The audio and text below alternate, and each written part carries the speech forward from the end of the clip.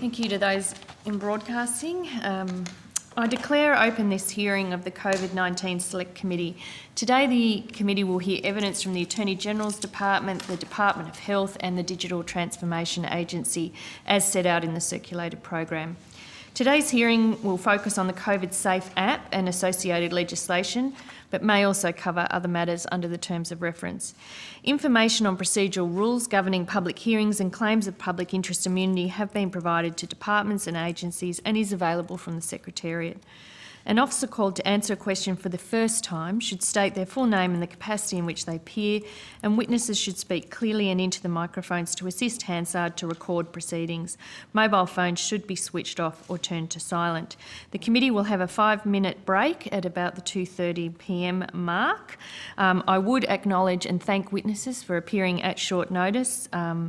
But it is the intention of the government to deal with this legislation quickly next week, and it was only released on Monday, so this is the committee's first opportunity to have a hearing into the COVIDSafe app. So witnesses, I think willingness to provide as much information as they can would assist the committee in the job that we've been asked to do by both the government and the Senate. I now invite you to make a short opening statement, and will then invite members of the committee to ask questions. Mr Brugeau, I understand you have an opening statement which the committee has accepted for publication. Please proceed. Thank you. Thank you for the invitation to address the committee in relation to the Digital Transformation Agency's involvement in responding to the coronavirus pandemic. Since early March, the DTA has been working on a number of fronts to support the government's public communication and public health measures. Firstly, we've led the development of a suite of new digital channels and services that have made it easier for the Australian community to access information on COVID-19. We're responsible for the australia.gov.au website, which consolidates in one place all the essential information and advice from across the Australian government, as well as the states and territories. This includes up-to-date health information as well as advice on the financial and social supports available to people. As of this morning, there have been 9.7 million unique visitors since go live, making up 16.9 million total visits. We also worked with the Department of Health on the development of the Coronavirus Australia app and WhatsApp channel to enable the flow of information to the community. The Coronavirus Australia app has been downloaded 3.54 million times, and over 14.5 million messages have been sent and received through the WhatsApp channel. Secondly, we have worked closely with the Department of Health and the Attorney-General's Department on the rapid development of the COVIDSafe app to support contact tracing.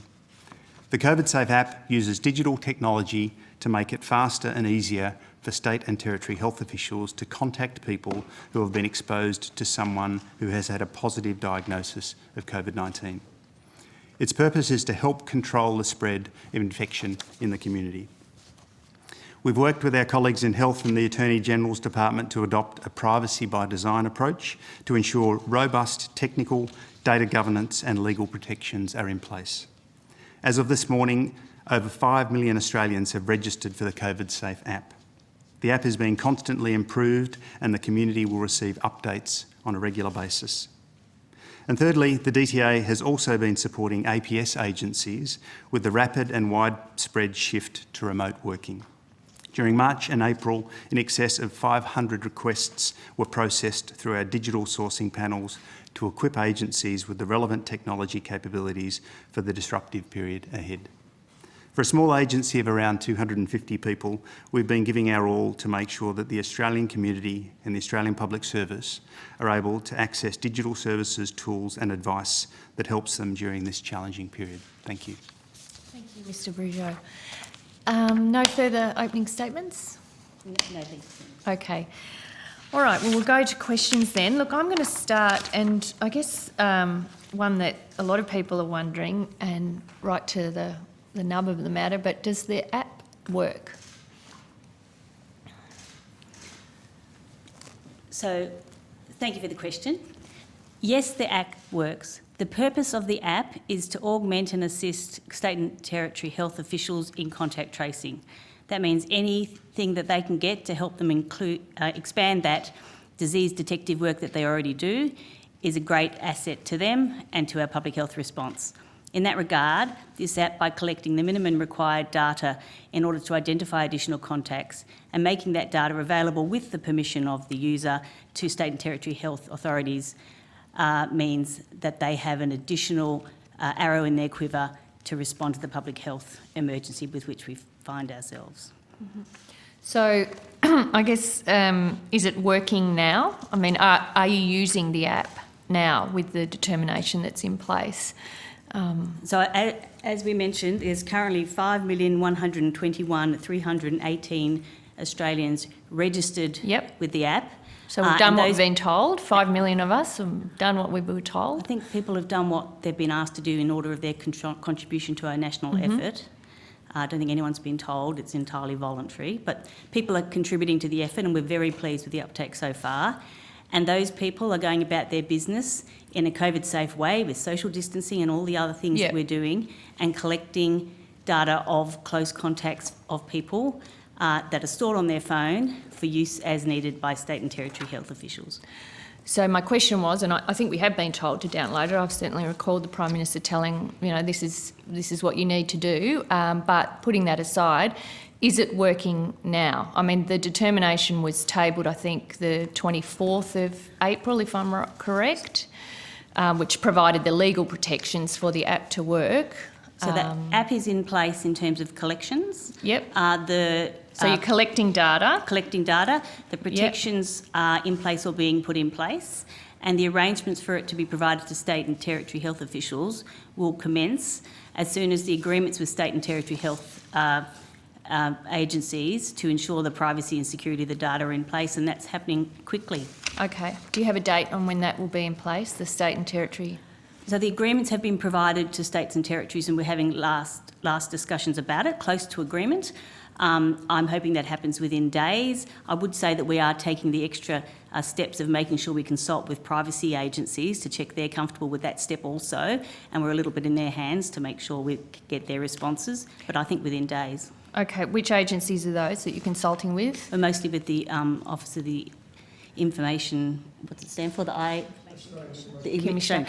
And that's specifically around the agreements with states and territories, is it? It's been about every aspect, but at the moment we've provided them the drafts and are engaging with them on those. Okay.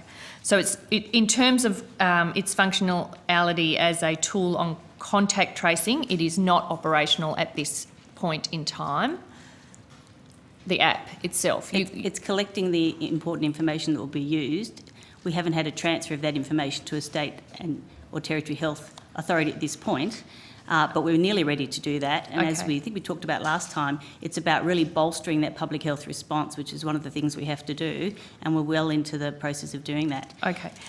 Has a deadline been set for getting those state and territory agreements in place? We've said we want to do it in the next day or so, certainly this week. But as I say, we have to make sure it's right. We've got to really honour our commitment to making sure it meets all the requirements, and so that's what we're doing.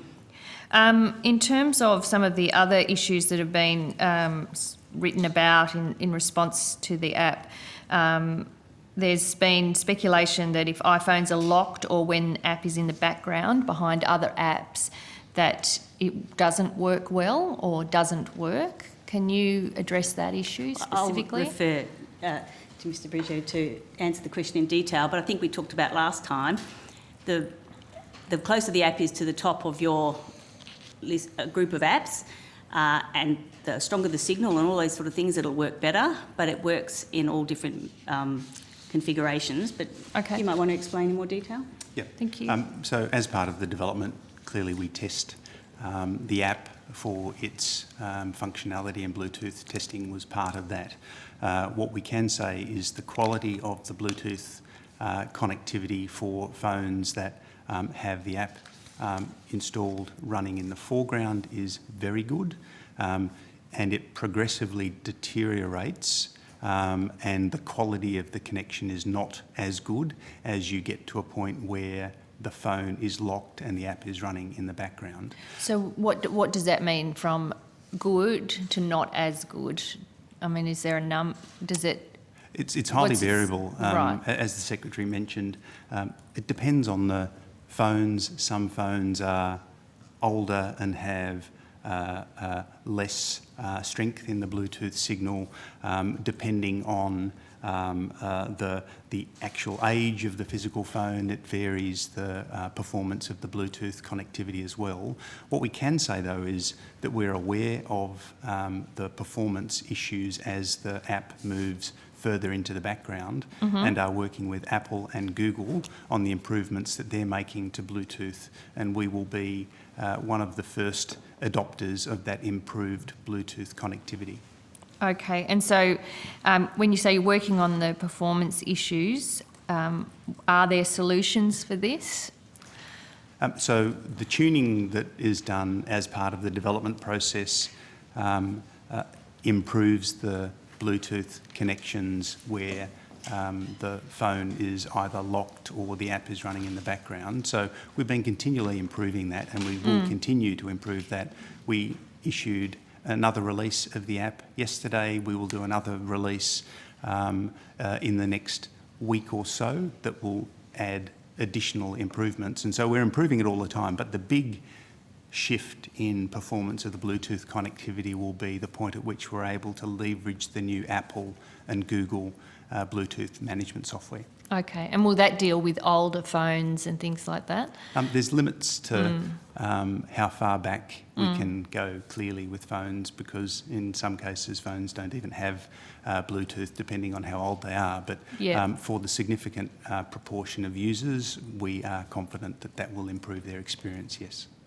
And there's been speculation that you have to have at least one of the iPhones being unlocked and have it in the foreground for it to exchange identifiers with another phone. Is that correct? That's not been our experience. It's not your experience, so that's not correct? That's not correct. So are you talking to the tech developers and things that are making those claims? Are you sort of following up with them to see why you've got a different view than they do?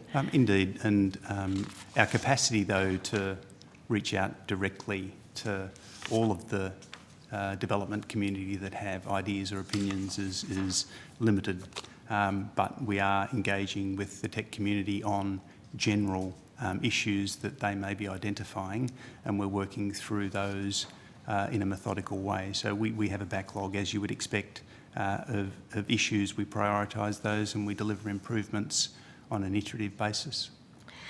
And so the claim that you have to have two iOS devices running COVIDSafe in the background, do not exchange identifiers, is not the evidence you're giving today. I'll clarify. Yeah. If, for example, somebody has an iPhone 5S, somebody else has an iPhone 11, the performance of the Bluetooth connectivity varies from what it might be where you have two similar, more modern phones, and so it's difficult to be definitive because the variability that we have in the handsets that people may be using may impact the performance of the Bluetooth connectivity. So the newer the phone, having the app in the foreground, having the phone unlocked, that's your premium in terms of being able to share identifiers or do That's that correct. handshake.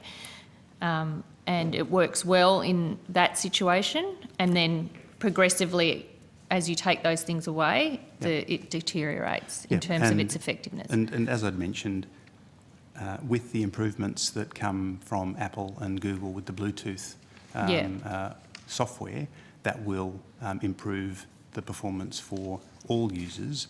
But importantly, as part of this process, we are getting more information than what we have now, and that will progressively improve. Yeah.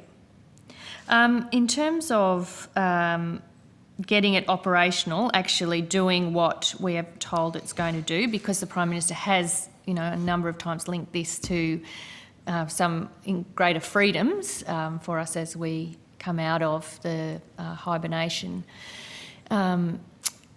When will that happen? Is it just the states and territories sign off and how they access the data? Is that the only thing that's preventing it being operational from today? Once the states and territories enter into the access agreements, then we'll make the technical arrangements will be made to ensure that state and territory officials can go into the system and then contact people and get with their permission have the data downloaded. Of course, that will be dependent on not only us having the system up and running, but there being an instance, given there's so small numbers of new infections at the moment, so few numbers of infections being under investigations, it might take some time before there's one which is an app user. But it will be ready for use by state and territory officials as soon as we finalise the access agreements and then set the technical standards, and I expect that to be this week. In terms of how are you going to report against the effectiveness of the app? Publicly, how are you going to do that? We're reporting numbers of registrations. Yep. And the arrangements being put in place, including the proposed legislation, allow for data administration access to check that it's working and do all that sort of thing that's required to make sure the app keeps running. But in a reasonably unusual move, we actually have very limited access to reporting data as part of our privacy controls. So other than having a total number of registrations and downloads nationwide, I'm not expecting to get any further reporting data about who is or isn't using it. So you wouldn't get any reports back from the states and territories about how effective it is actually as a tool on contact tracing? The states and territories will do reporting as part of their contact tracing about how their contact tracing is going and the extent to which it's adding to those efforts. I expect to be something they report on, but we will have no access to data for reporting purposes. No, but I just wondered, so the Department of Health doesn't think they have a role in sort of providing information back to the community about how this app's been used, whether it's effective, whether it's doing what you're telling us it should do? Well, we're very keen to be able to do those things, but as part of the most stringent privacy controls we could possibly put in place, we have made it prohibited from us having access to any of that data. I understand in terms of you pulling the data, but coordinating information back out from states and territories. I think we'll be working with states and territories through the ordinary health processes through HPPC and others about how contact tracing is going, including this element. That's a fundamental part of our public health response. But we won't have any direct access to data within the app for reporting purposes or any other purposes. Yeah, no, for good reasons, I think, that have been outlined. Senator Patterson, can I hand the call to you? You certainly can, Chair. Thank you. Just one quick clarifying question first, and then I want to move on to some privacy issues. You asked some questions about the limitations of Bluetooth technology. Is this something that's unique to the COVIDSafe app, or would it be the case for any app on your phone that uses Bluetooth? Absolutely. Any phone that, any app that you would use on your phone would have variable Bluetooth performance dependent on a range of factors that we've discussed. So it's just a limitation you're working with by the very nature of the different types of smartphones that are out there and the different ages of those phones and the different usage of those phones? Yes. Okay, thank you. I want to move on to the privacy issues. Could you please, because this is an issue that I've probably received the most correspondence and interest from constituents about, they want to be reassured that the privacy protections are in place and that they are as robust as possible. So can you please step through carefully each of the protections that are in place, and we're in part considering the legislation that the Parliament will consider next week. So I'll start, and then further detail might happen by other officers. So I think when we talked about this 2 weeks ago when I was last here with the committee, we talked about the government considering a range of options in order to ensure the privacy and security of the app and data going into the app. Since then, the decisions have been made effectively to use all of those options. So Minister Hunt has put in place a determination under the Biosecurity Act, which provides a range of protections for privacy and security. In addition, there's legislation which has been released for comment, as the Chair mentioned, which will be brought to the Parliament as quickly as possible to further entrench those protections.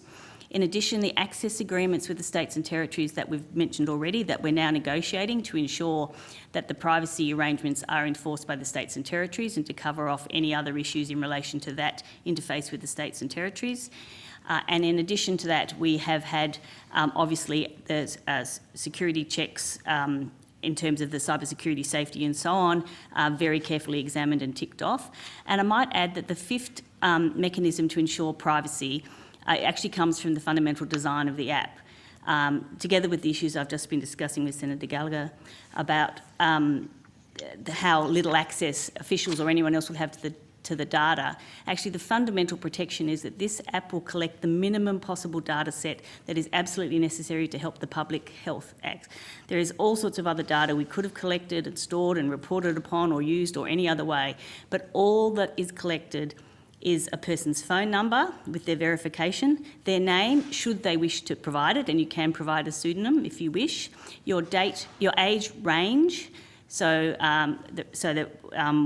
that's to allow the prioritisation of people at more risk of severe COVID, and a postcode in order to ensure that the contact is referred to the correct public health office, nothing more. And so while we've put all those other mechanisms into place to ensure the privacy and security of that data, one of the key protections is that there's very, very limited data actually collected or transmitted at any point. So there's a couple of things I want to step in a bit of detail. The first is the kind of individual consent that is involved here on behalf of the citizen. Obviously, as we all know, it's voluntary whether you want to download the app or not. And I believe we put penalties in place for trying to coerce anyone to download the app by saying, for example, you can't come to work if you don't have the app, or you can't come to my restaurant if you don't have the app. Is that right? Yes, that's right. Ms Chidgey, did you want to go through the penalties for... Yes, thank you. I'm happy to do that. Sarah Chidgey, Deputy Secretary, Attorney General's Department. So currently, in the determination that was made by the Minister for Health, there are criminal offences under the determination made under the Biosecurity Act for requiring anyone else to download the app, to have it in operation on a device, or requiring them to consent to the upload of any data from their phone with the app on it, and a series of prohibitions as well on preventing anyone from entering premises, taking any adverse employment action, refusing to allow individuals to participate in activity, refusing receipt or provision of goods or services on the grounds that they don't have the app downloaded, for example, and all of those are subject to that 5-year imprisonment penalty. And the same set of provisions will be picked up in the legislation as well. Great. Okay, so to summarise, it is voluntary for you to download the app, and if anyone tries to coerce you to download the app, they are committing a crime.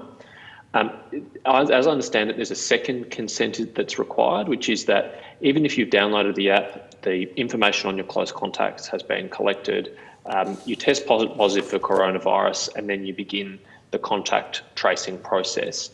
Is it right that you have to again consent for access to the data which has been collected on your phone? Yes, it is correct. You'll be contacted by a state or territory health officer who has been notified of your positive COVID-19 diagnosis through the ordinary notifiable diseases processes.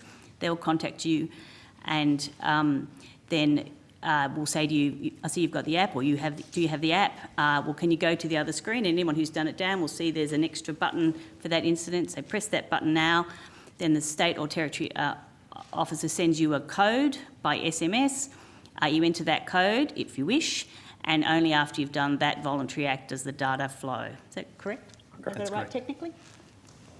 Okay. Now I want to move to the, you've mentioned the criminal penalties that are in place for trying to coerce someone to download or use the app. I want to move to the other criminal penalties that have been put in place, for example, for trying to inappropriately access the information stored on the app or to misuse the data. Can you clearly step me through those penalties?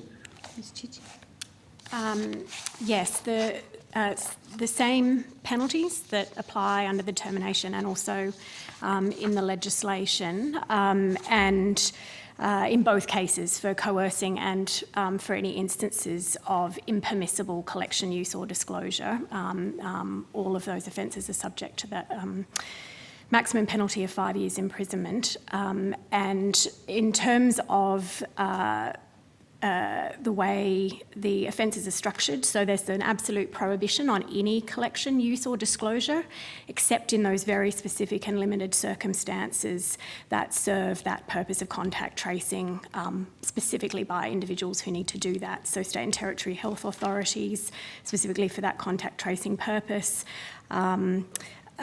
Department of Health and DTA to enable them to also enable the state territory contact tracing and to ensure that the app and that data store are properly functioning and purposes associated that with including any investigation of breaches of those offences.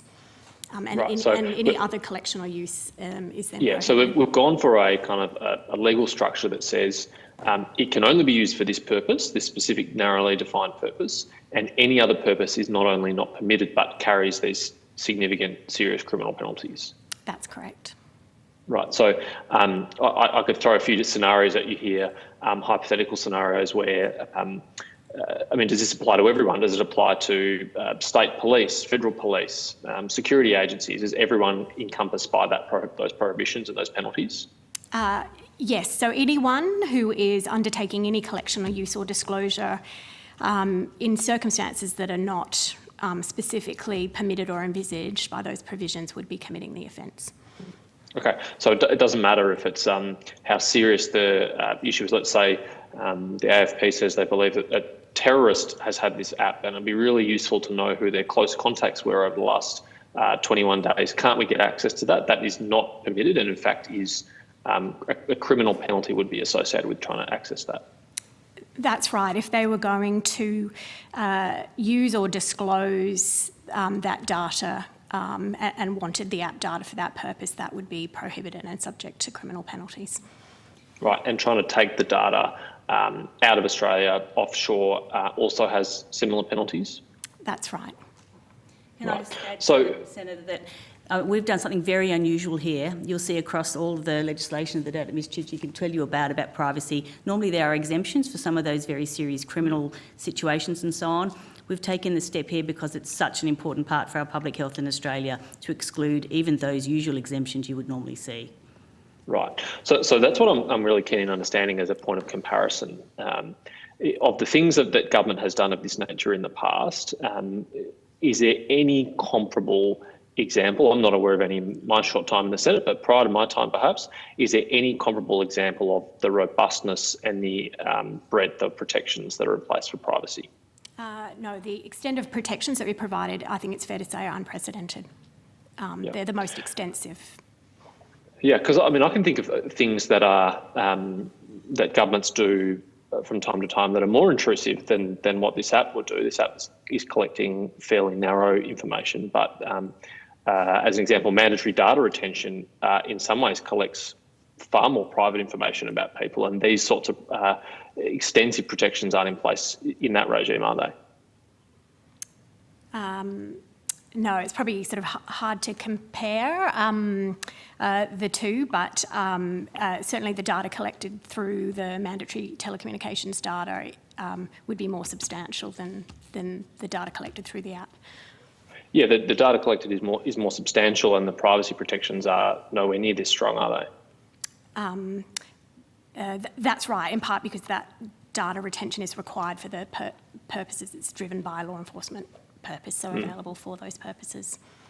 Yeah. Because I guess the fear that some people have is that there would be there's a risk of some kind of mission creep, but with the robustness of the protections that have been put in place here, that doesn't seem like it's a possibility unless the law was changed, unless the Parliament agreed to change the law, which we may yet pass. That's right. So once the legislation's passed, the only way to adjust any of those protections would be through a further act of Parliament. Okay. Well, thank you for that. I guess this is a rhetorical question that you should not answer. It's not appropriate for your answer, but I think we should strive to have this kind of gold standard protection in all the things that federal government does. And the question is, why wouldn't we make this the new standard, robust standard? But I will leave it at that. Thank you, Chair. Note to your party room sounds like it there, Senator Patterson. Okay, Senator McKim. Senator McKim, are you on mute or are we just not hearing you? No, Chair, I was on mute. Thank you. Thank you. Can you hear me now? Yep, perfect. Yep. And thanks to Senator Patterson for his robust criticism of the metadata retention legislation that he voted for.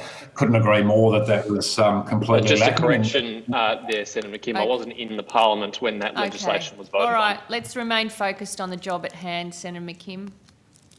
Fair call. Firstly, could I ask when will the source code for the app be released as committed to by Minister Stewart-Robert? So I think the commitment was to release the source code as soon as possible safely. Did you have an update on that? So we're working through the final elements of the assessment of the app code to ensure that it's ready for release, and we're conducting reviews from a cybersecurity exposure perspective as well as a code readiness perspective, but it was announced that it would be within around 2 weeks, and we expect to be within that time frame. So is that by the end of this week? So we're aiming for toward the end of this week or early next week. All right, thank you. And can I ask the same question in regards to the data management protocols or agreements that are in negotiation with state and territory health authorities? Will those agreements be made public, and if so, when?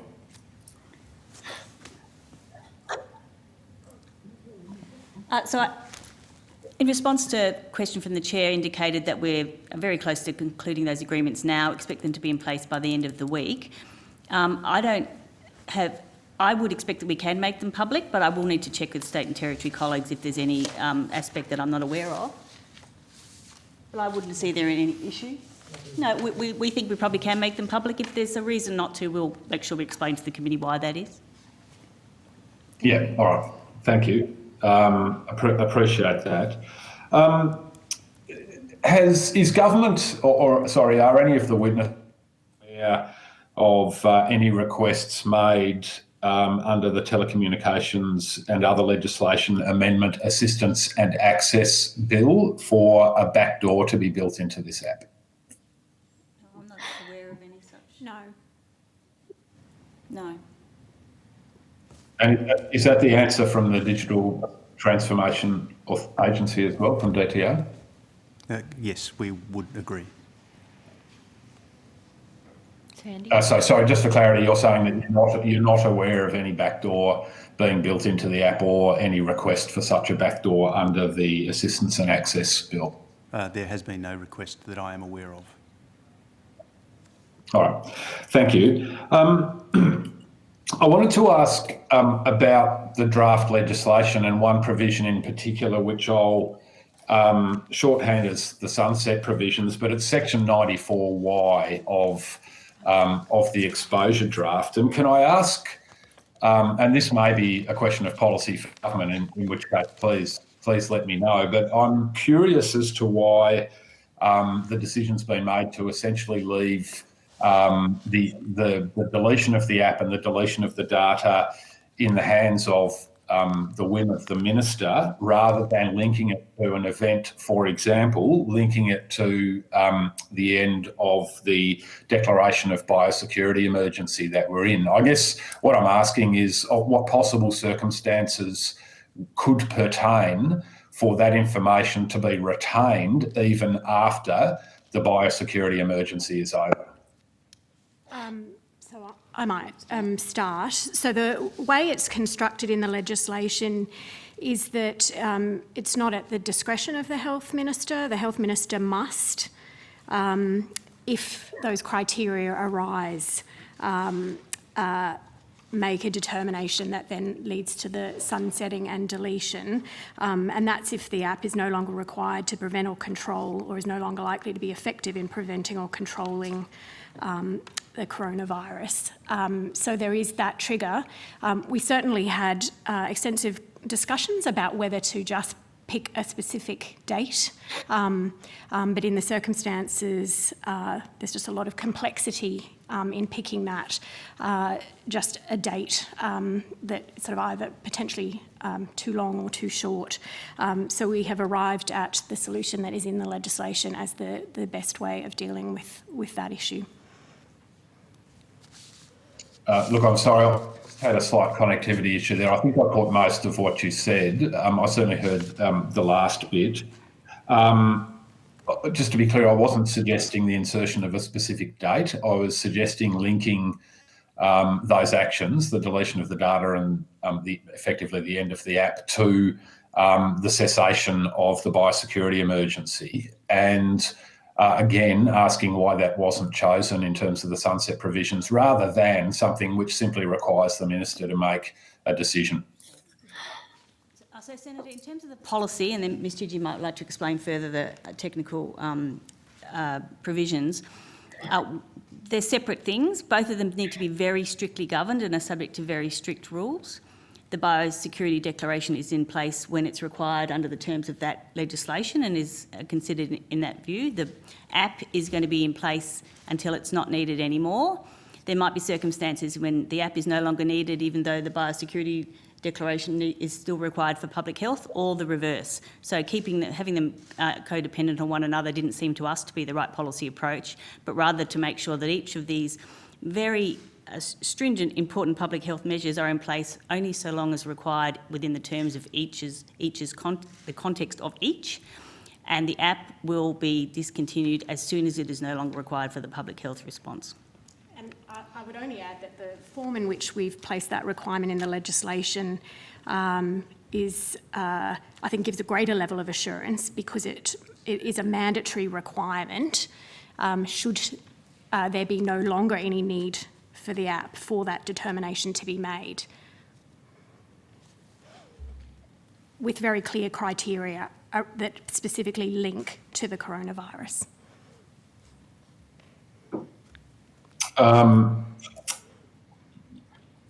Yes, look, I understand your comment, but look, again, I just want to put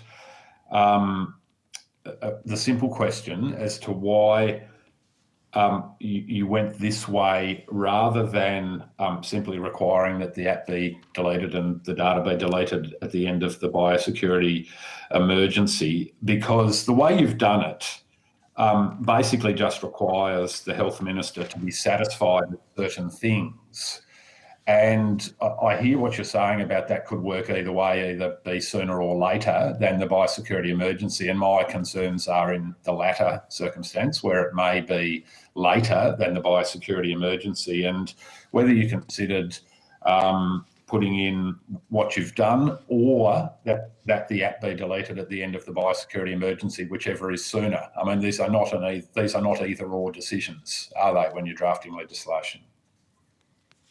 So, Senator, we've put in place provisions in relation to what we think is the policy approach, but it's an exposure draft, and we'll take account of comments provided by anyone in relation to it and take that suggestion on as one of those comments. And I would only say that we have considered this issue about how best to deal with that and provide the maximum certainty possible, and have, after extensive consideration, decided that this is the sort of clearest assurance that we can develop, with the only alternative really being to pick a date if we wanted absolute certainty. And for various reasons, that was problematic. Yeah, okay. As I said, my suggestion is to link it to the end of the biosecurity emergency, but you said you'll take that on board, so thanks. Thanks for that. Can I ask about the interrelationship between the legislation and the US Cloud Act, please? And firstly, has legal advice been sought during the development of the app or during the drafting of the legislation in regards to whether or not the data may be able to be made available to US law enforcement agencies under the US Cloud Act? We have sought and received advice on the interaction with the Cloud Act. Was that legal advice? Yes. Was that from the Solicitor General? Australian Government Solicitor. From the Australian Government Solicitor. Okay, thank you. And what was the effect of that advice? It's legally privileged, so I can't discuss the content of that advice. You can waive the privilege. Yeah. And that might be very Thank you. Thank you, Senator Patrick. You'll get a moment. So, Senator, I obviously, think- in the development of the app and the legislation, the determination, we have sought and received legal advice on very many items. It's been completely done very carefully in all regards. We don't propose to waive any privilege at this point to provide the detail of any of that advice.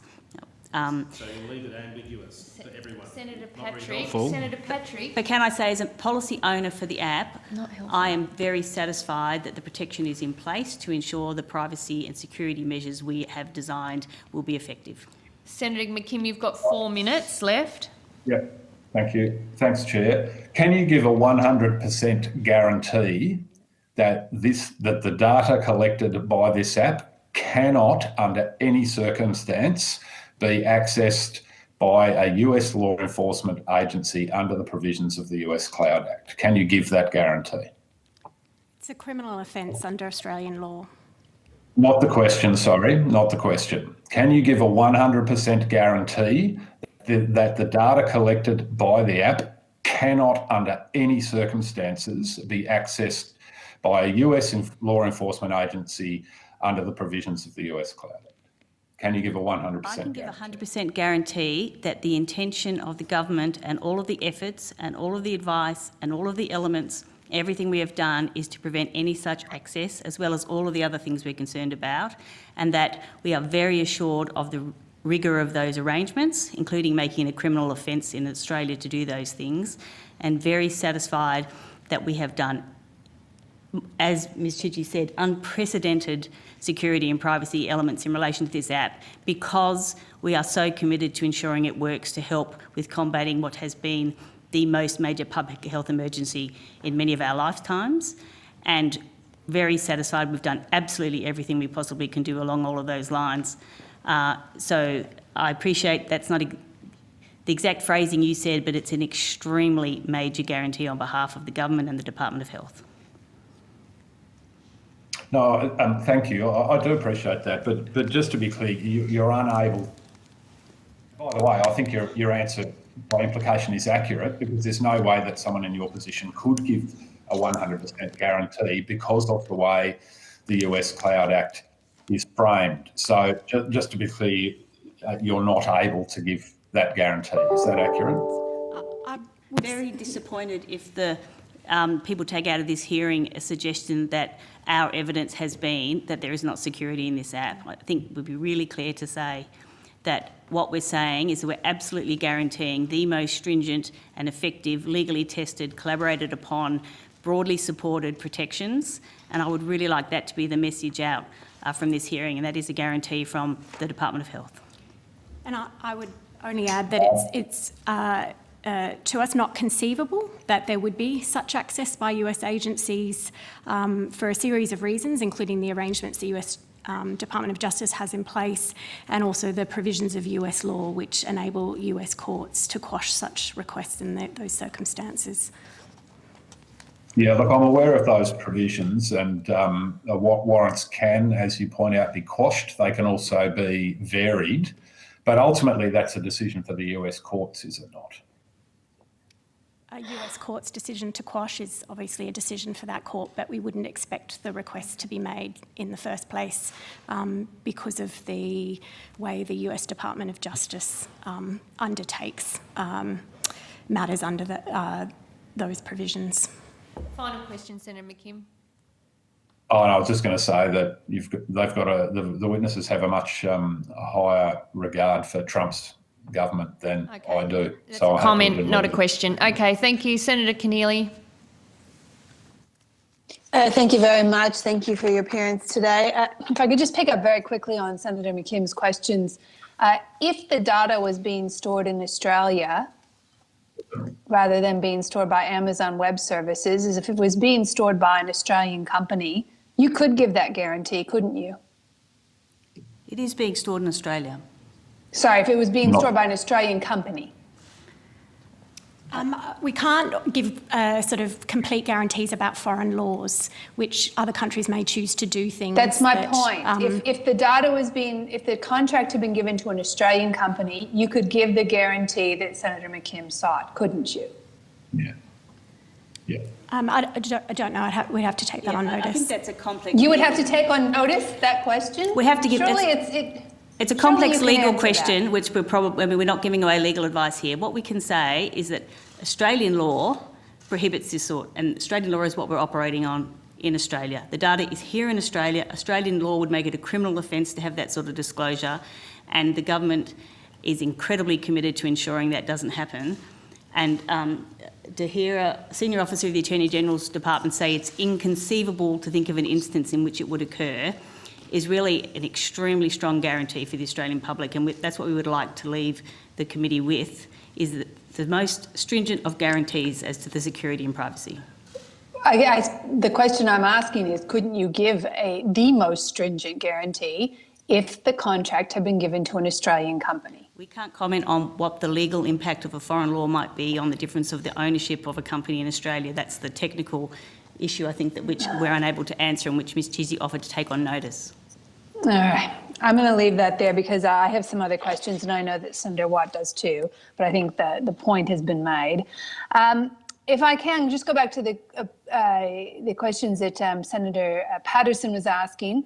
If I understood you correctly, it would be an offence if an employer required employees as a condition of employment to download the app before they came to work. Yes. That would be an offence? Yes.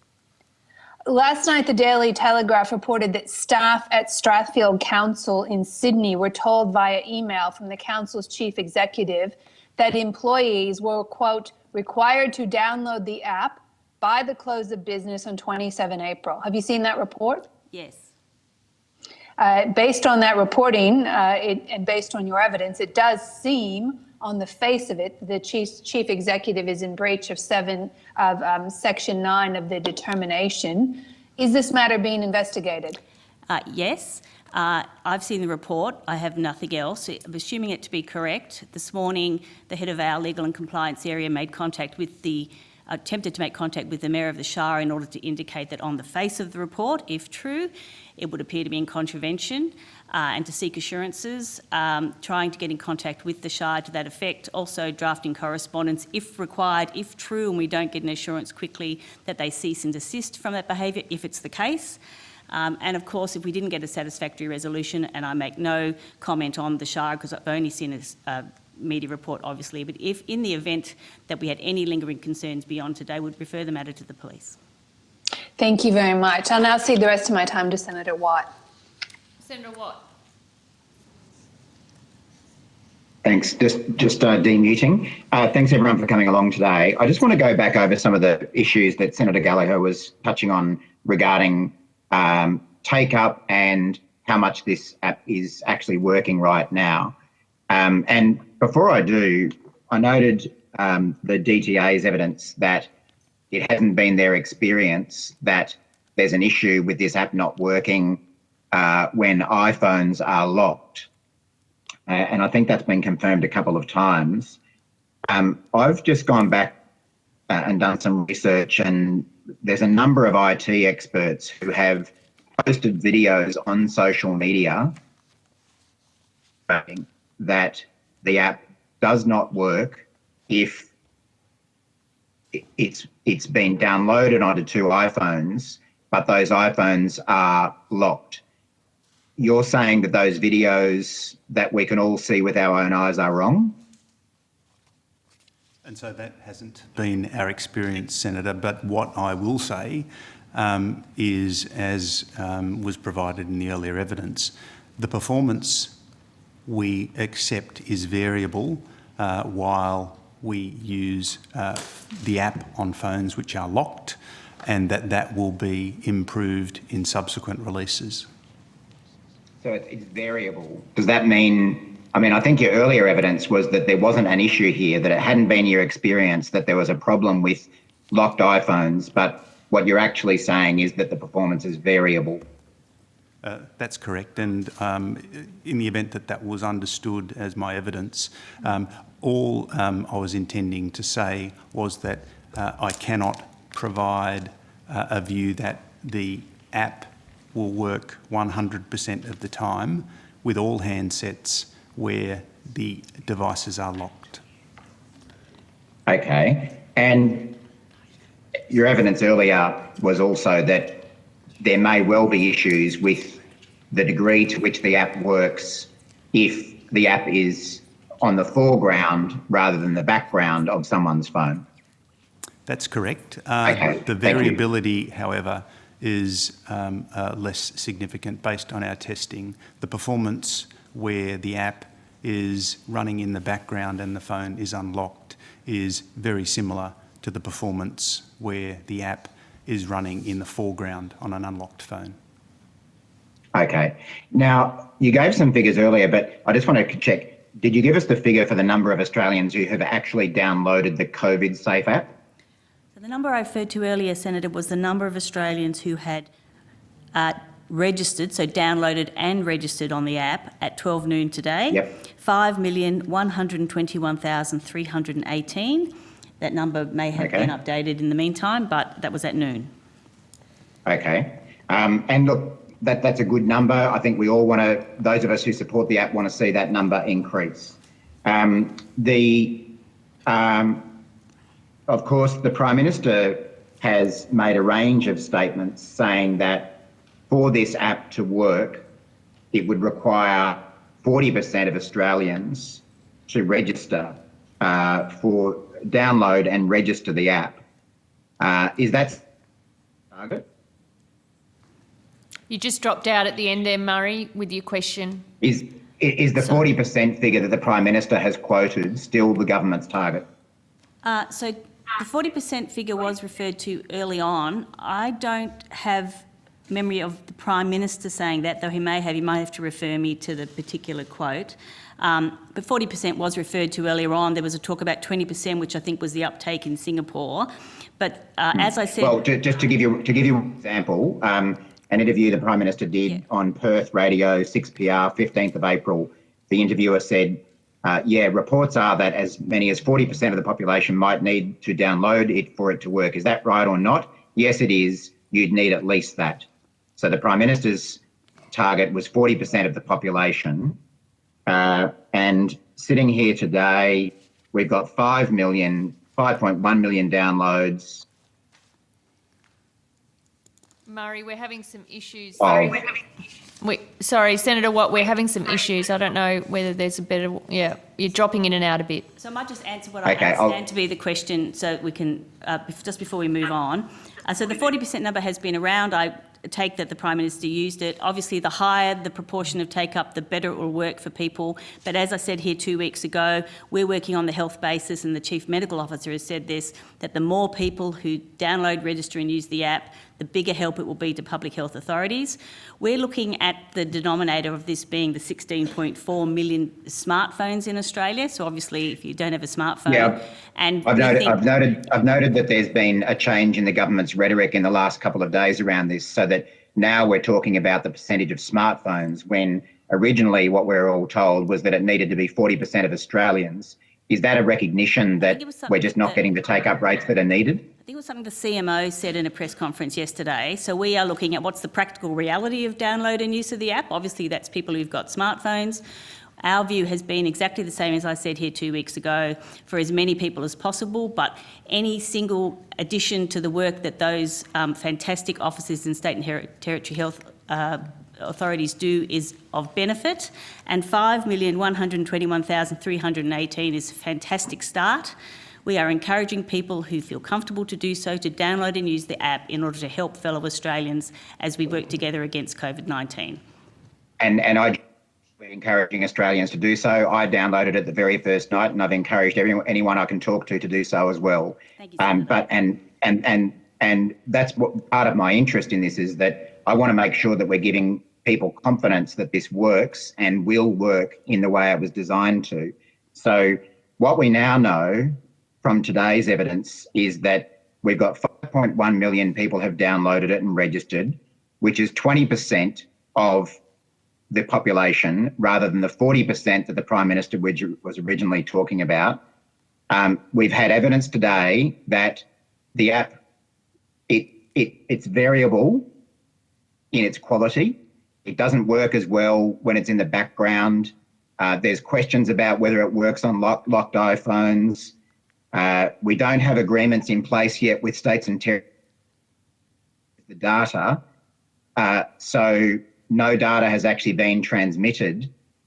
The government has said that getting this app to work is central to its strategy to reopen the economy, and we've got all these problems with it. There's not enough people downloaded it. There's serious questions about it, whether it even works, and we don't have any agreements in place about sharing the information. How can people have confidence that this is set up in a way that is going to do what the government has said it will do? So, Senator, what's happened is that we've recently released the app. Already more than 5 million people have downloaded and registered it.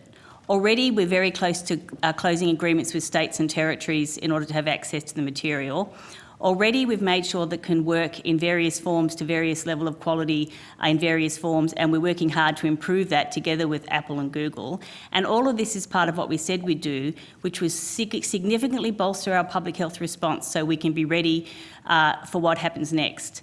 So when we first went into COVID-19 earlier this year, we said various things. One of them was we had to increase our capacity to have ICU response. We've done that in a big way. We need to increase our access to PPE. We've done that. We need to have much better relationships with states and territories contact tracing and assist them and for them to really bolster their workforces and their processes. We've done that. The app is a part of that element. We've also significantly increased our testing protocols and other measures in order to combat, all of which to make sure Australia is in a world-leading place, which I think we at the Department of Health are proud that we have put it, in order to combat for the benefit of all Australians, for everybody in this country, to avoid the sort of scenes we've seen on TV in New York and Madrid and other places. So this is an important part of that. We are continuing to work on it to get downloads, to improve the quality, to ensure that those processes with states and territories are robust, to do unprecedented privacy and security to give people confidence. I think together in Australia we can be very proud of all of that. And you won't get any argument from me. Won't get any argument from me that people in your department and other departments have been working incredibly hard, and we are all very, very grateful for that. I suppose what I'm trying to focus in on is statements that ministers have made about the importance of this app. The Prime Minister has been very vocal this week in the media about the need for people to download this app. It's all heading towards a National Cabinet meeting this Friday where he hopes that decisions will be made to reopen the economy, but that is all dependent on this app. And here we are 2 days before that National Cabinet meeting with an app that doesn't work all the time, that it doesn't necessarily work when iPhones are locked. It doesn't necessarily work when Bluetooth signals are low. It doesn't necessarily work when it's in the background. Only half the number of people have downloaded it that the Prime Minister said was required. I'm just questioning whether we can have any confidence that this app is where it needs to be for Friday's meeting when we're all hoping we're going to see some restrictions eased. Can you guarantee us that it's going to be safe for that to happen? I think the answers I've given are to the effect that we can have great confidence in the response across all of the health and related responses, including the app. We think it's an incredibly important addition to our public health response. We're very proud of where we've got to so far, and we'll continue to work very hard on it with our colleagues. And we think people can have confidence that it's safe, secure, and that it will actually help those people who are on the front lines protecting our community. Murray, final question, although you're pixelating, so... Okay. Sure. I just want to... the gentleman from the DTA, I didn't catch his name, sorry. Again, you said that the performance of this app is variable. In summary, does that mean that sometimes it doesn't work? So, Senator, I'll reiterate the point that the performance of the app varies when it comes to the Bluetooth handshake performance where the phones are locked, and we are working on that. The option that we had, if we think through... Does that mean, sorry, I'm not asking about options, but that does mean, in essence, that there are circumstances in which this app doesn't work? There will be circumstances where the app will not capture a Bluetooth handshake, but our option was to wait until every feature was running perfectly and deliver a solution in 6 or 12 months' time. Our focus has been privacy, security, performance. The Bluetooth performance that we have in Australia with our contact tracing app is as good as anywhere in the world. We are working through the process to make that even better, and the delivery of the different components of the system, and we've talked a bit about the fact that the app is not out there. The app is out there. It is collecting information. The back-end services that are required for registration of those 5 million users has been flawless to ensure that we've been able to capture and have people starting to collect information, which is better than we have now. And the back-end services where it becomes useful to state and territory health officials as they work through their contact tracing efforts is being delivered as planned. So I have views as to how we have gone about the delivery of this, and I think there are many things that we've done here that have formed a new base for how we might deliver capability in government. Okay, thank you. Sorry, Senator Watt, I'm going to have to cut you off. Senator Lambie. Sure.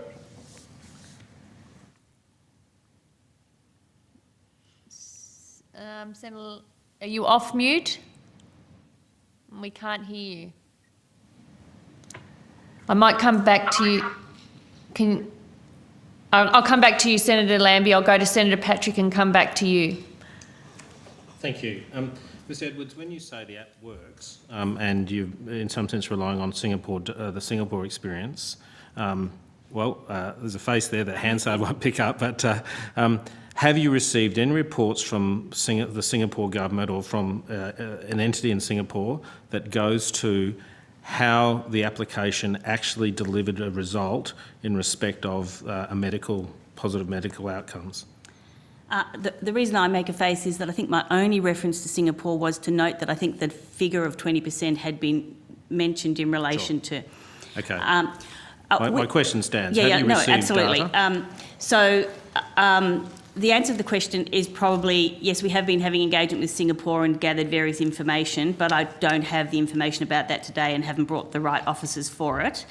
It's obviously an important question. Could I take on notice and come back to you? Yes, We're having please. all sorts of discussions with nations around the world about various elements of their COVID responses, and that's one of them, but I don't have the detail of the answer. So I'm particularly interested in actual performance in terms of how the Singaporeans felt that it achieved this many additional contacts that would not have been received otherwise, so outcomes. So I'm very happy to provide what you have. I do have to say that we obviously, I understand, made use of some of the code that was sourced from Singapore, but this is an Australian app designed for our purposes. This in some sense goes to your reasoning behind going down this path. I know you've spent more than $1 million on it, so... Absolutely, but my point is that I'm not... The Singaporean purpose for using it and the way they used it will differ from our very narrow purpose to help contact tracing, but happy to take on notice what we know of Singapore's experience. And to table that, please. Absolutely. I'm not interested in the high-level very stuff, happy to... in the technical performance of it. To the extent we know it. Thank you. Mr Brigau, context, I'm an electronic technician. I ran a software development house. You will have done testing in relation to this application, both bench testing but also hopefully operational testing. Have you sat in a room with a number of people with the apps running and recorded test data? That has happened, okay. Senator. Now, can you provide the committee with the results of that test data? Basically, I presume there's no privacy issues associated with this. Is the testing regime where we can see what the contact situation was and how much data was exchanged as a function of the number of people in the room to measure its success. Yeah, to the extent we can provide that. Would there be anything that would stop you providing that? So if, for example, it provided more detailed information on how connections were established. No, I'm actually after results. Simply results will Sure. take on notice. In the evidence you gave to Senator Gallagher, you talked about the phone, when it's locked, not performing as well. Can you quantify what that means? Is that there will be a technical answer to that, either in percentage terms or number of missed handshakes? So I can't provide an averaged number purely because the variability in the handsets and software being run means that it would be a meaningless number. We may have some of the more modern handsets, as we talked about with Senator Gallagher, that may have better performance while Can you locked. provide the test data that you have on that? So we will take on notice. Thank you. In terms of locked phones, so we know that there's a deterioration, that's your evidence when the phone is locked.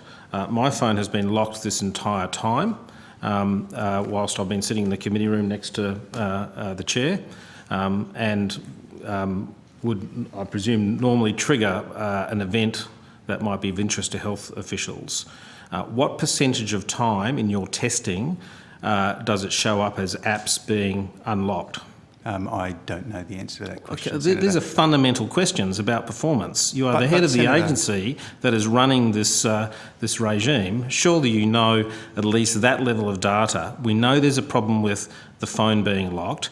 What percentage of time in your testing are these phones unlocked in a normal operational environment that you might find in a workplace? So we'll take on notice the testing results. But Senator, this augments the current manual process. And I understand that. I was going to go to questions on that. You were sitting beside Senator Gallagher with a 1.5 metre distance for 15 minutes, then the manual contact tracing would continue with augmentation through the digital contact tracing information that we capture. So this isn't something that means that we no longer from a health perspective, conduct manual contact tracing. That still occurs. This augments that. So this is better than what we have now, and this has been our consistent message. Okay, that's fine. The number we've been talking about, 20%, 40%, that must be grounded by some engineering or statistical analysis. Where has the number come from that people are talking about? So, Senator, we'll take on notice. No, this is a pretty fundamental question. People are saying we need 40%, we need 20, or Singapore had 20%. We're seeking 40%, perhaps 40% of Senator, you're talking about uptake? Yeah, uptake. Where's that will have come from some statistical analysis. You need this amount of uptake in order to get this particular result. Have you done analysis on that? I have not been... I think that would be a health question to well, us, it's Senator. part of a fundamental design of any application as the input to the design of the application. Well, I think if you have an app and it's to buy pizzas, then if one person downloads the app, then the pizza shop has one extra customer. Okay, I don't need that. So have you done analysis on this? Then I said last time and I've said this time that those numbers have been mentioned by people. There's obviously, we need to have a critical mass in order to make this a very effective app. There is have you done numbers on this? That's my question. No, because... Okay, so you're in the dark. My answer has been throughout, consistently today and last time, that every single upload of this app and use of it is useful to help our health authorities to do their work. I'll take 1, I'll take 10%, I'll take the 5 million we've got, which is a fantastic start, and if it gets to 40% and beyond, well then I'll be even more delighted because it's part of a health response. But we're doing on every upload and use of it is an additional benefit, and it'll help those hard-working health workers to do their work. It goes to Senator Watt's concerns about when we open back up and the reliance of government on opening up. You've done modelling on the spread of this virus, but it seems extraordinary to me that you haven't done modelling on uptake versus usefulness at the other side from a health perspective. I think if you look, what I said was that the app is an important element of our robust public health response. I understand all that. I'm talking about you doing due diligence on the application. We're doing due diligence on making sure that states and territories have the people, the resources, Stay and the focused on what I'm need. talking about, please. Senator Patrick. Okay, you're wandering off into No. rhetorical statements. Senator I'm talking Patrick. about the performance of the application. Senator Patrick, please Very allow specific. the witness to respond, and then I'm going to Senator Well, I'm Lambie. time short, so sorry, yeah, Chair. but it's not appropriate. It's a busy time for all of us, Senator. I agree the uptake of the app is a really important part of our public health response. But what we are focusing on is how do we make sure states and territories have the public health systems in place in order to contact trace and do the testing and other things we need to do to combat this pandemic. The app is an important part of it. The more people who use the app, the better data we will have to assist that process. I have an Okay. engineering background and I'm Thank you. after quantifiable analysis. Thank you, Senator Patrick. Senator Patrick, I would just remind senators and witnesses that I will be chairing this committee in a way which allows and affords everyone participating with respect and courtesy, and I would just remind people of that after that exchange. Senator Lambie, I hope you have sound. No, you don't. I will come back to you. Perhaps if you can join us on the phone for the next hour. I'll go to Senator Davey, then we'll break, and I'll come back to you after the break. Senator Davey, are you ready? Yes, can you hear me? I can. Good. Okay. I've got a couple of clarifying questions I want to ask before I move on to some more general stuff. I just want to come back to this whole sort of perception, that questionability about whether the app's working or not. So my phone, I've got the app downloaded on my phone. My phone's unlocked, and I walk past someone who's also got an unlocked phone with the app on the phone. Are they going to have their handshake? So I'll defer to my colleague on how the handshake works, but the data that's recorded and potentially transmitted to state and territory health officials will be when you've been within 1.5 metres, and I'm using whether the senators are actually 1.5 metres away, for 15 minutes or more. So the phones click back and forth, and the DTA can explain to you the details. The phones click back and forth, and that's stored on your phone only, and in the event that you're, I hope you're not, diagnosed, the data that would flow through our national data store to state and territories is only those contacts you've sat within that distance, perhaps standing on a bus or in a supermarket queue for 15 minutes or longer. So that's the only data that would ever be accessed by a health official. So that capacity, however, is currently operational. It is working, and the only thing we're waiting on is for the state health authorities to have their privacy protocols approved and in place, so that the exchange can then go, if I come into contact with someone who is confirmed COVID positive, that can be released to the state health authorities. That's the only data that we'll be able to release. Once we've finalised the agreement, the only data that can go from the data store to them will be contacts of that type. And the reason we've chosen that type is because that's what the health officials, the medicos and the HPPC have told us is the clinically relevant data. Yeah. So I guess what I'm saying though is the app is working, and we're just waiting for protocols to be in place. And yes, notwithstanding that I understand that in some circumstances the app works better than in other circumstances. Absolutely. My only sort of slight caveat is that, and Mr Bridget might have to explain, is that once we settle the agreements, we'll have to do the tick on the technicals to make it happen. So it's ready to go. We're collecting all that data. All these 5 million people are collecting data.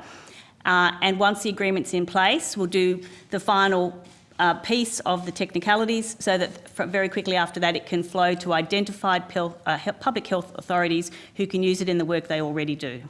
But only that data of 15 minutes or more within 1.5 metres. And just to be absolutely clear, the data at the moment for those who've registered and are running the app is stored on the individual's phone. What we're doing now is the agreements to ensure that states and territories understand how to use the system and obligations in accessing the data. Once that's complete, we can activate the portal for the health professionals in the states and territories. They don't take copies of the data. They will deal with the individuals who then upload their data. They provide a PIN number to make sure that only those who tested positive upload their data to the central store. But that central store is in one place, and states and territories will only be able to access information relevant to their jurisdictions. They don't copy it. It is held centrally. Right. I now want to move on to issues of the effectiveness and whether certain areas may get better outcomes out of this app than others. So when developing the app, was there any concern that certain parts of the country, and particularly like regional and remote communities or elderly communities, because I know the app only works on phones iOS 10 or above, so Apple 5S and above, was there any consideration given to the fact that there might be certain demographics who aren't as technologically advanced and who might miss out, and they might be the vulnerable communities that we're really focused on?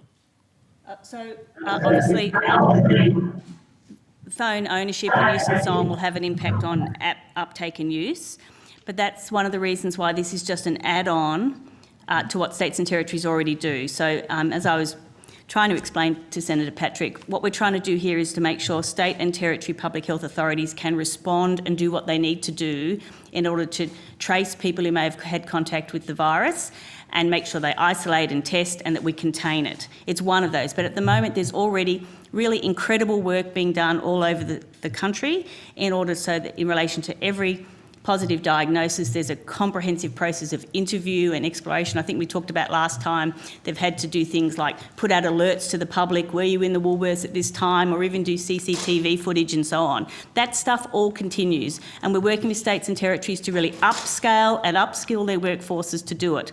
And obviously being able to do it in remote and regional areas is just as important as doing it in the cities. To date, luckily, we've had many less infections in remote and regional areas, and we're really keen to keep it that way. But that work will continue. And if there's a case of a person who needs to be contact traced and helped because of their diagnosis who hasn't had the app or for whatever reason hasn't been able to have the app, that in no way means that every effort isn't made to work to find and contact and really work with all the people who might have had contact with that person through the other means, the traditional means. This is an assist to that process, not a replacement. And when it comes to usability, is there better effectiveness on the different networks, such as 3G, 4G or 5G? Are you getting better outcomes through a certain service, or do you need like a minimum level of signal? Because I have been getting some comments through to my office that while they have mobile phone service, the service isn't strong enough for this app to work effectively. Is that the case? So, Senator, what we have seen is in remote and regional areas, there has been a set of issues where, as part of the registration process, where people would typically use SMS and use Wi-Fi, that was found to be a limitation. So SMSs were not being sent over Wi-Fi on the Telstra network to remote locations. Just today, Telstra have made changes to their network to allow SMS over Wi-Fi, and that helps us to service remote or low connectivity communities. And the fact that we've released the app and are working through a set of improvements has allowed us to identify that. So as a consequence of the initial set of users, we've been able to improve the performance for those in remote and regional locations. And was that issue, because I've had that issue reported several times, was that limited to Telstra? Did other telcos also have issues with SMS over Wi-Fi, or was that just limited to Telstra at the time? So Telstra provides a broad range of services to remote and regional locations, probably more proportionally than the other carriers. So it was a change made by Telstra, given that they are the company that provides the greatest level of service to remote and regional locations.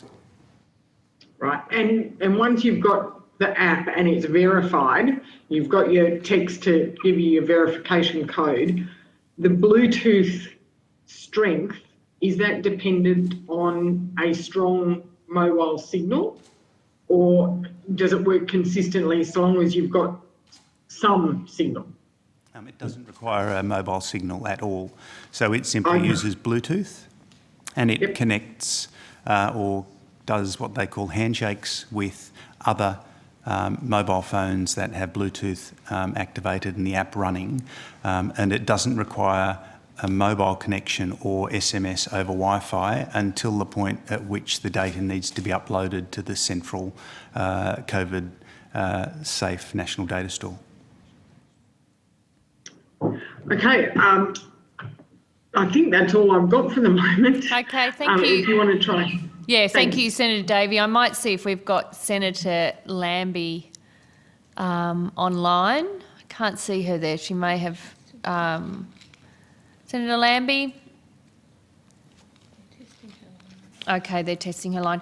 Look, with that in mind, I might have the comfort break now for 5 minutes, if that's okay with witnesses, and come back. Hopefully we will have sorted out Senator Lambie's technical issues by then. Thank you very much. And the committee is, what's the right word, suspended. We'll have a short break and suspend for 5 minutes, coming back at 2:25. Thank you.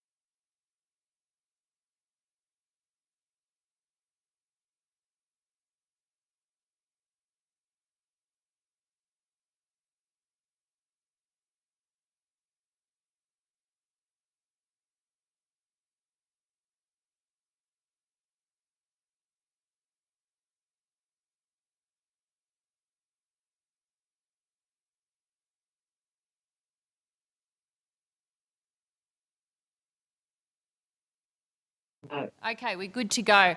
Senator Lambie, we can hear you. Please feel free to ask some questions. Okay. I just wanted to go over a few questions. The Age and the Sydney Morning Herald reported a couple of weeks ago that police could potentially access the COVIDSafe app's metadata without a warrant under various pieces of legislation, including the Crimes Act and the 2018 telecommunications laws. Did the department provide advice to the Attorney General about the potential for those laws to provide a backdoor to information stored on the app before news reporting of the issue on the 22nd of April? I understand that potential access has been prohibited under the biosecurity determination and the proposed legislation. So I'm not sure if you want me to go back to what happened before, or that's really the point that you're asking. That, as I understand it, those things are now prohibited. Ms Chidgey can provide more detail if needed. Is that right? Yes, Okay. both the determination and the legislation override any other laws and all forms of law enforcement access by warrant, court orders. Okay. And the Attorney General told Nine Papers that, and I quote, specific regulatory action will be taken to prevent such access for law enforcement agencies at both the Commonwealth, state and territory level. So what you're telling me is those regulatory actions have been taken? So I'm not hearing you very clearly, Senator, but I think you're asking about whether there's potential to access it for those sort of purposes, and both the determination that's been put in place and the legislation prohibit access to the data for any of those circumstances, which in many other cases are exceptions to privacy provisions. So law enforcement can't access it. It can't be accessed in any of these backdoor ways I think you're referring to. But please correct me if I'm not hearing your question correctly. And it overrides No, all that's other fine. Commonwealth and state and territory laws that would provide for any form of law enforcement access. Okay, and that was corrected after the 22nd of April? The determination that did that was made on the 25th of April, and the legislation obviously will be considered by Parliament next week to do the same. So could you please again ask how that legislation will be enforced? How have you overcome that? So, well, just to go back one step, so on the 25th of April, Minister Hunt made a determination of the biosecurity declaration, which is in force, which has the effect of overriding all other laws and which prohibits that sort of use and creates offences, Yes. criminal offences, and that similar regime, Ms Chidgey can provide the detail, will be reproduced in the legislation, which is the draft is out for people to comment on. So it'll be enforced by a criminal sanction in the ordinary course.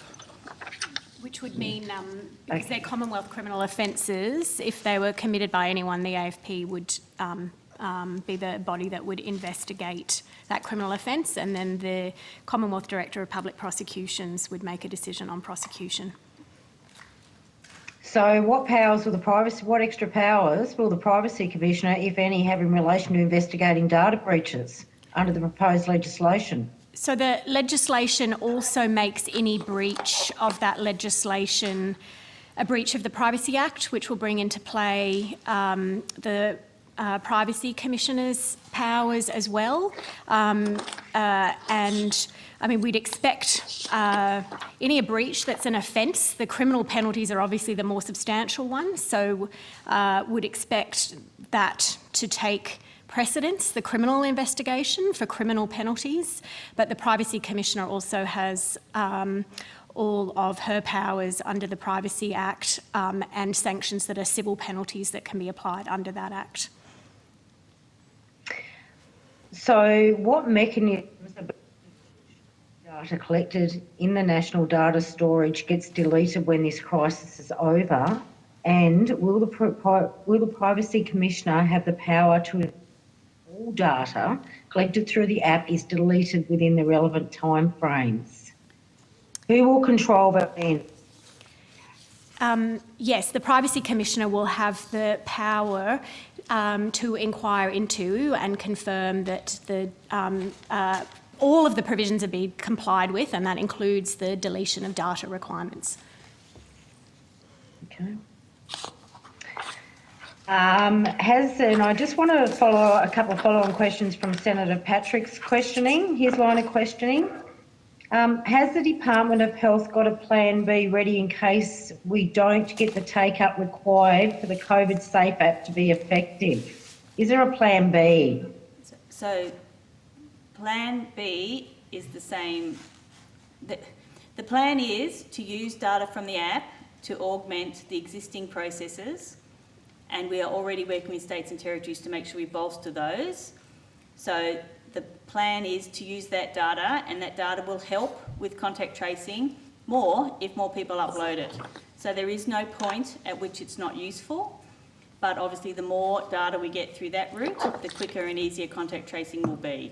But our key plan in relation to contact tracing, which is in itself part of our public health response, is to do it as stringently and as robustly as possible through all available mechanisms, including app data, but not preventing all those other methods of disease detective work that already happen. And I just want to go back to something that worries me terribly, because we know the next generation, God bless them, are bulletproof, or they think they are. I know that no modelling or no uptake's been looked at the false sense of security that this app will actually give them. We're seeing that there's faults in here now, and if they're running around thinking, oh, hey, I'm right, I've got this app loaded.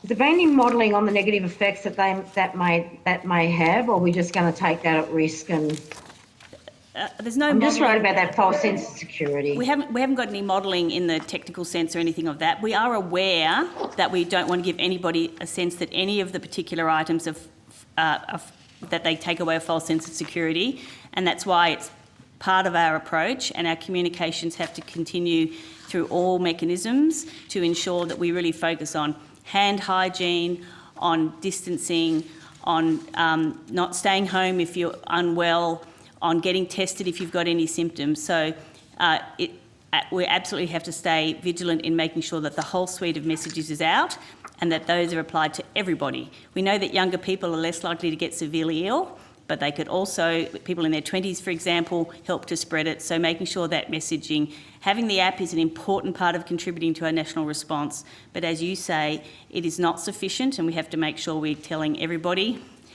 both through our communications and generally, that we have to continue absolutely following the social distancing and hand hygiene rules that have been fundamental throughout.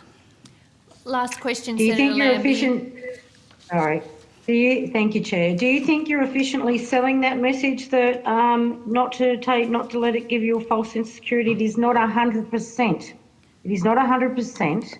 And I think we need to be brutally honest about that with the millions of Australians. And I think if you start selling it that way, maybe you'll get more uptake. But this is the best we have. But I think that false security, if that message isn't getting out there, and that's worrying. Thank you for your comment. We're doing the very best we can on the communications. We're into constant improvement, and I certainly have heard what you've said today. Yeah, you are doing a good job. Thank you. Thank you, Chair. Thank you, Senator Lambie. Just before I hand to Senator Keneally, we're going back to, is the app only available in English at this point? Yes. Are there any plans to have it available in other languages? Not at this point, Senator. Okay. Is that hard to do? I would need to talk to my technical teams Okay. to determine what effort would be required. I think it probably is an issue for people with a non-English speaking background And in terms of Chair, accessibility. I was hoping I could offer just one clarification. Sure. When you're Yes. involved in the delivery from day to day, there is a level of assumed knowledge. There's been a lot of discussion about the app working or not.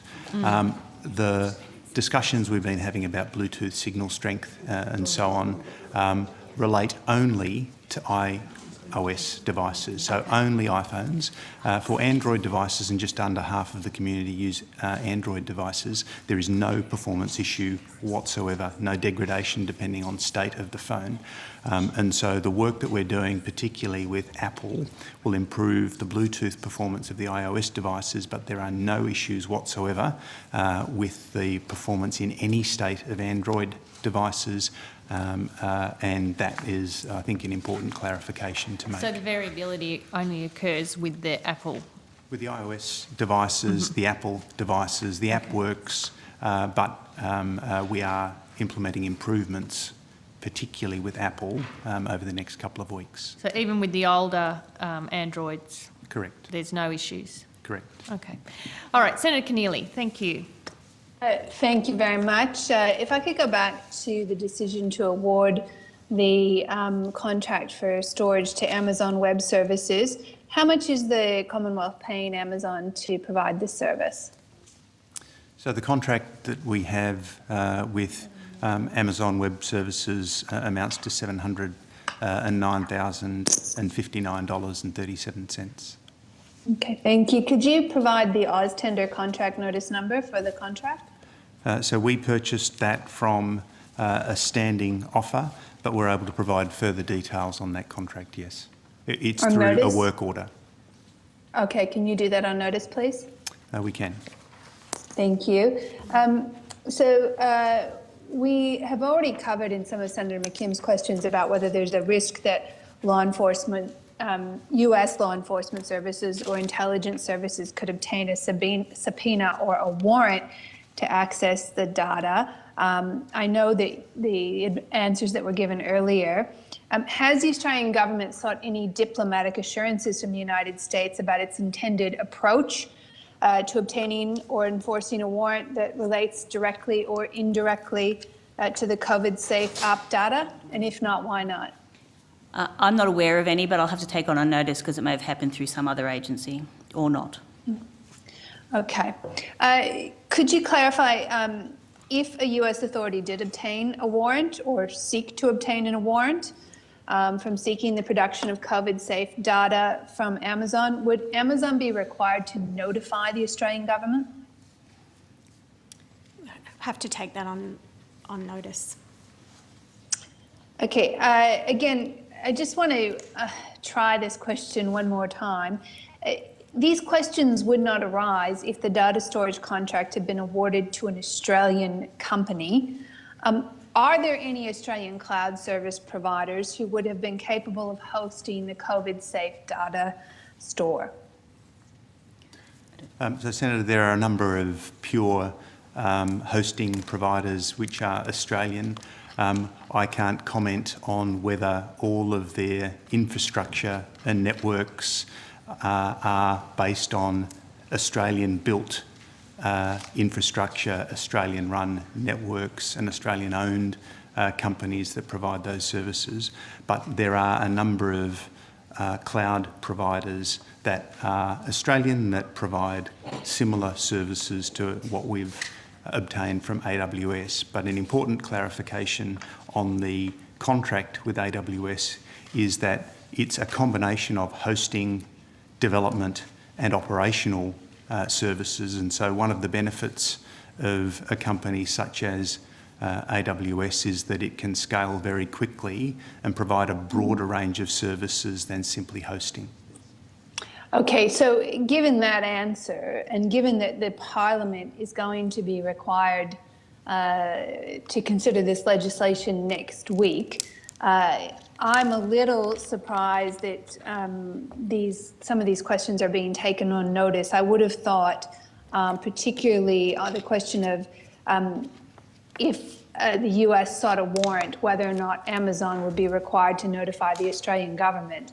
I would have thought that's something that could be answered here today. And if it can't be answered in this very moment that I'm asking it, can we seek to get it answered by 4 p.m? This is the only opportunity the Parliament is going to have to interrogate officials about this legislation. And I think it would be important that type of information is available to parliamentarians and the public before the bill goes before the Parliament. Is that something that could be sought to be answered before we finish up today?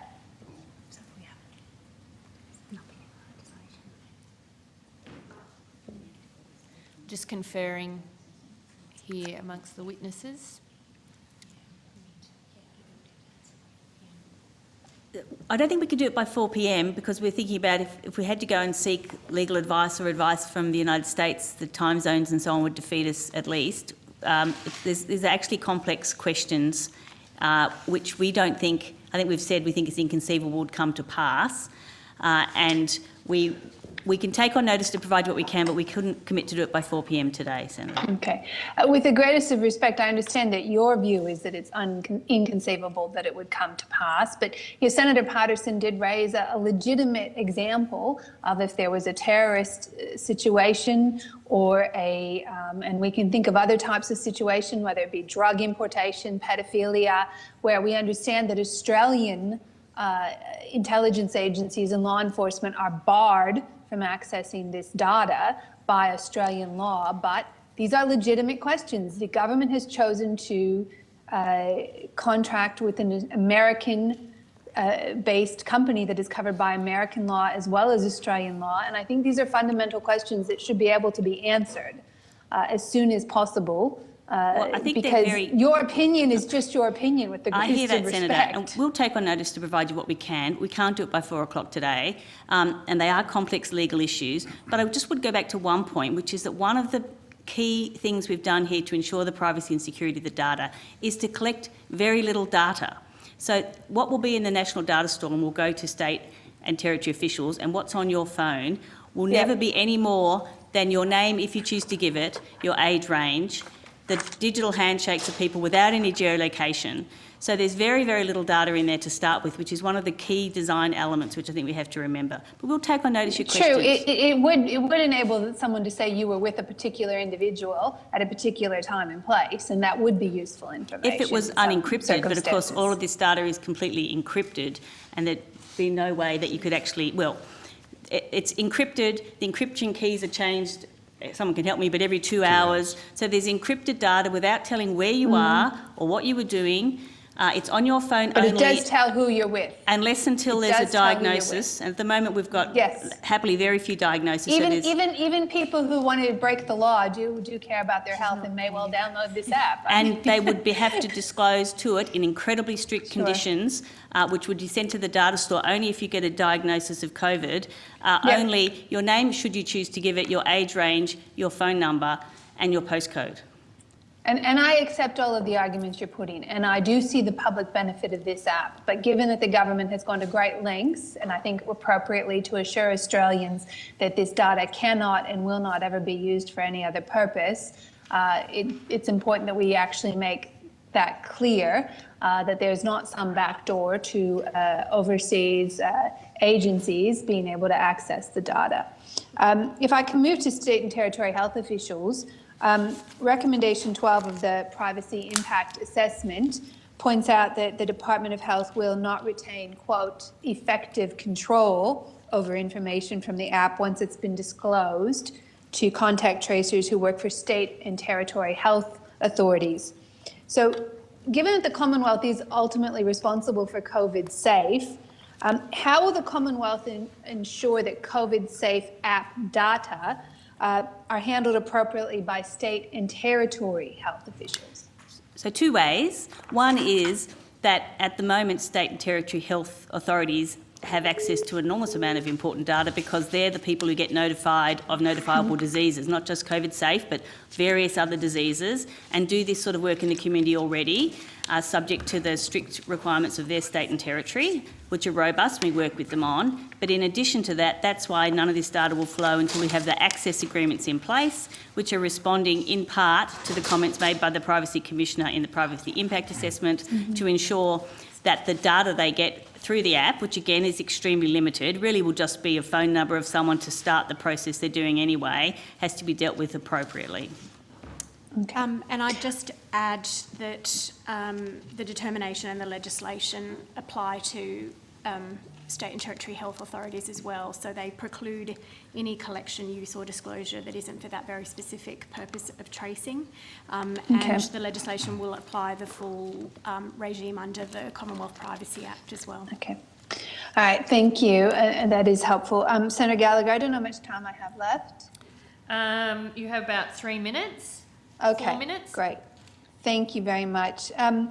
If I could also ask, just to clarify again, that the Commonwealth, you've said, will have no access whatsoever to the data held in the COVID-Safe data store.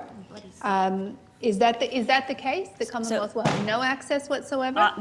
There'll be access as an administrator of this data store, like someone has to be able to use it in order to make sure it works and so on.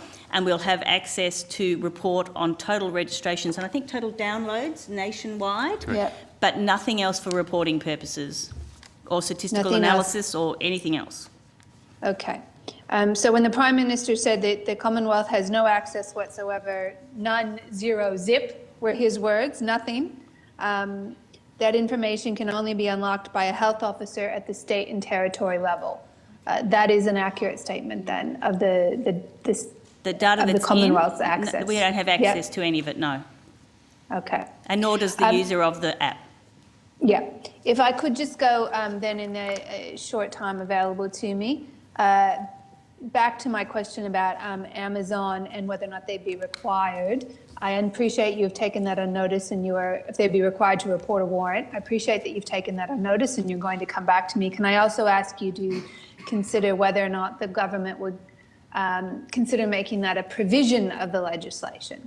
That is a requirement upon Amazon Web Services that if they were served a warrant that they had to notify the Australian government. We can take that on notice, but what I would say is it's a criminal offence to provide any access to that data, so there couldn't be a stronger protection than that to any other country. So any access to the data is a criminal offence under under both the determination and will be under the legislation. So that Amazon is governed by American laws as well. They're governed by this law, and it would be a criminal offence to provide any access to that data. So that seems to contradict what you said earlier to Senator McKim, when you couldn't give a 100% guarantee that I can give a guarantee that it is a criminal offence under Australian law. So if Amazon would be in a really difficult circumstance there, then wouldn't they? They'd have a warrant from a US agency, but yet they'd be potentially committing a crime under Australian law if they complied with it. I think we've said that we think it's inconceivable that situation would arise. Again, but that is your opinion. Is a criminal offence under Australian law. Well, I appreciate and I can understand the limited circumstances. I don't mean to belabor the point, but it is, you may say it's inconceivable, that is your opinion. You haven't given us any evidence that the government's provided sought a diplomatic assurance or that you've put any provision in the law to require a report of a warrant request. So these are legitimate questions for parliamentarians to be asking, and I appreciate if you could come back to us on notice on those 2 points. Lastly, then, in the limited time available, just in light of the new and important oversight responsibilities the draft bill would confer on the Privacy Commission, will the government be providing the Privacy Commissioner with any additional resources? There's no intention to provide additional resources. The Privacy Commissioner is able to undertake this work within their existing resources. Okay. Is that advice? Sorry, go ahead then. Sorry, that's Senator fine. Keneally. I'm going to have to hand now to Senator McKim. Chair, just before you do, just to answer a question you had before, just to confirm that you asked a question about the languages on the app. Yes, because Minister Tudge, I think, has made comments about that. The app, I think we've heard the answer about that, but there are fact sheet in 63 languages available in relation to the app, accessible through the health website. Right. There's some way to answering your question. But in terms of what Mr Tudge said, which is that the government is considering translating the tracing app into more languages, and he said that on the 27th of April, is that being actioned or has that just stopped? Well, we'll consider it, but at the moment... Consider it. He said you are considering it on the 27th of April. If you come back to me on notice... I'll come back to you on it, but at the moment, fine. 63 languages on the website is a start. Yes. Okay, Senator McKim, can I go to you now? And as I understand it, are you breaking yours up into 3 lots of 5? Okay. Yes, we are, Chair. Thank So you. Senator Seward and Senator Di Natale. I'll try and steer you all through that. Follow me. All right. Thanks. I just wanted to ask whether any of the witnesses were aware of a story that's just broken this morning where a Sydney council is requiring staff members to download the COVID app. And an email has been made public which says this: if you have a council-provided mobile device, you are required to download the app by close of business today. Is that an unlawful direction under the determination, and would that be unlawful under the legislation? Senator McKim, before I hand to Ms Edwards for that, Senator Keneally did go through this previously, specifically the matter you have raised, but I'll see if Ms Edwards has anything further to add. All right, I'll just do the super summary of what we said before, which is we're aware of it. On its face, if it's the case, the reports are true, it would appear to be an infringement, and we have made contact with the council to seek explanation, and if we don't have a satisfactory resolution, we'd refer it to the police. But at this point, we don't have any verification of it, but we wouldn't leave it beyond today. Yep, all right. Thank you, appreciate that. Secondly, just back on the legal advice that you've given evidence that that was sought. I understand you've said you're not in a position to waive privilege, and I do understand why you would say that. But I do want to ask you, could that advice please be provided to the reason I'm doing that is if you wish not to, you'll need to make a claim of public interest immunity, and I'm interested in understanding what harms the department thinks would occur if that legal advice were to be provided. So if you wish to make that claim, that's fine. We can accept that on a temporary basis. We just missed a few words from what you were saying, Senator. I think I got the gist, but because it's a very important question, just checking, you're asking us to reconsider the provision of legal advice? That's right. To table. To table. To table. Yes, I'm asking you. We'll take on notice and refer the issue about whether a public interest immunity claim should be made.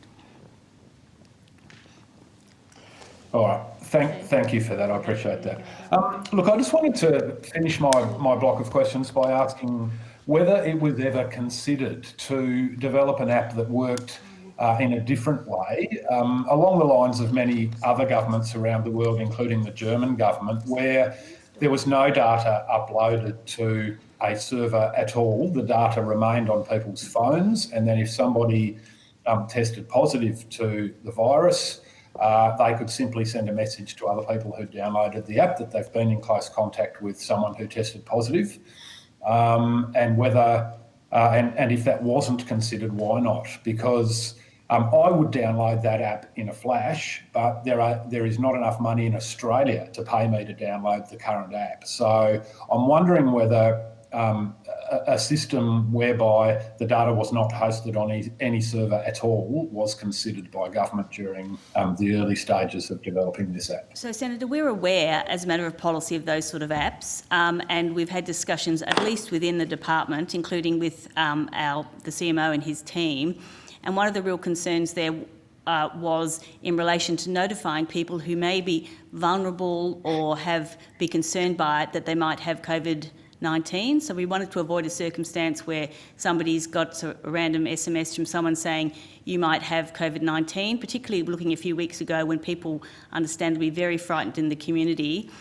So we have had discussions about that, but I go back to when we developed this app as a health design one, it's designed to augment that public health response in order to make sure we have a very robust public health response, which is what we know is needed to respond to the pandemic. And so the app was designed in order to provide the minimum possible information to anyone to assist in that way. And as you know, when someone has a COVID-19 diagnosis, it's already a notifiable disease in all states and territories, and so that information is provided already to state and territory officials. So that step of it is part of existing, and it's about how do we make the work of those officials easier.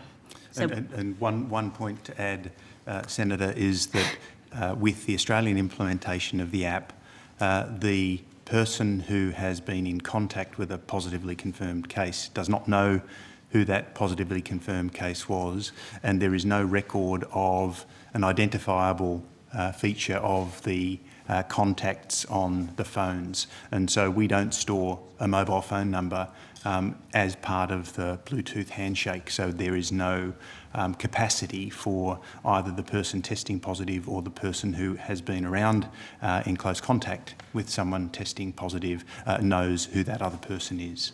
And the person who does make contact with the person who may have been in contact with the person who's diagnosed is a trained professional able to advise them on what they should do and provide support.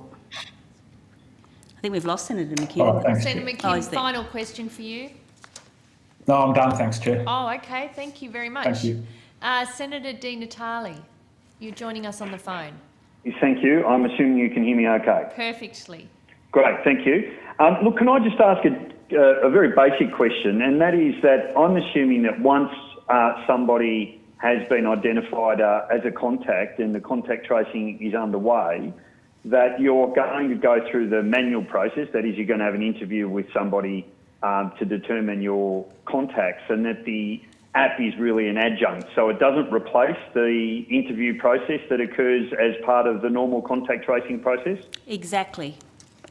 Okay, so in really what you're trying to do is identify anything that may not be picked up through the manual interview process, that there may be a contact that somebody may not recall. But if somebody is able to have and particularly at the moment where people are isolating and not doing anything much, it's unlikely that the app would add any more information other than the information disclosed during the manual process.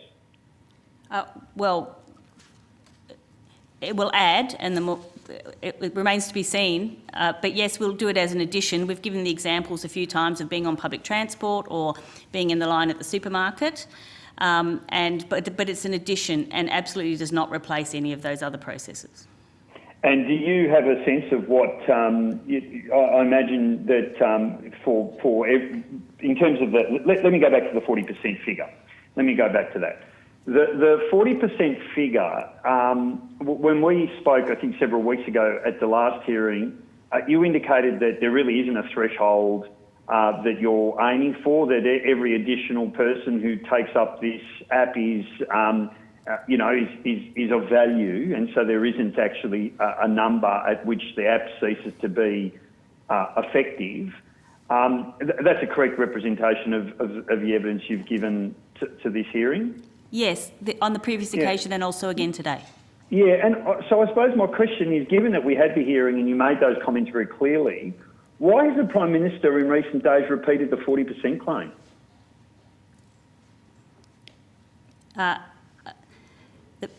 40% number, I think, is probably meaningful to many people. I've said again today we need a critical mass. The more, the better. We're not aiming for a particular number.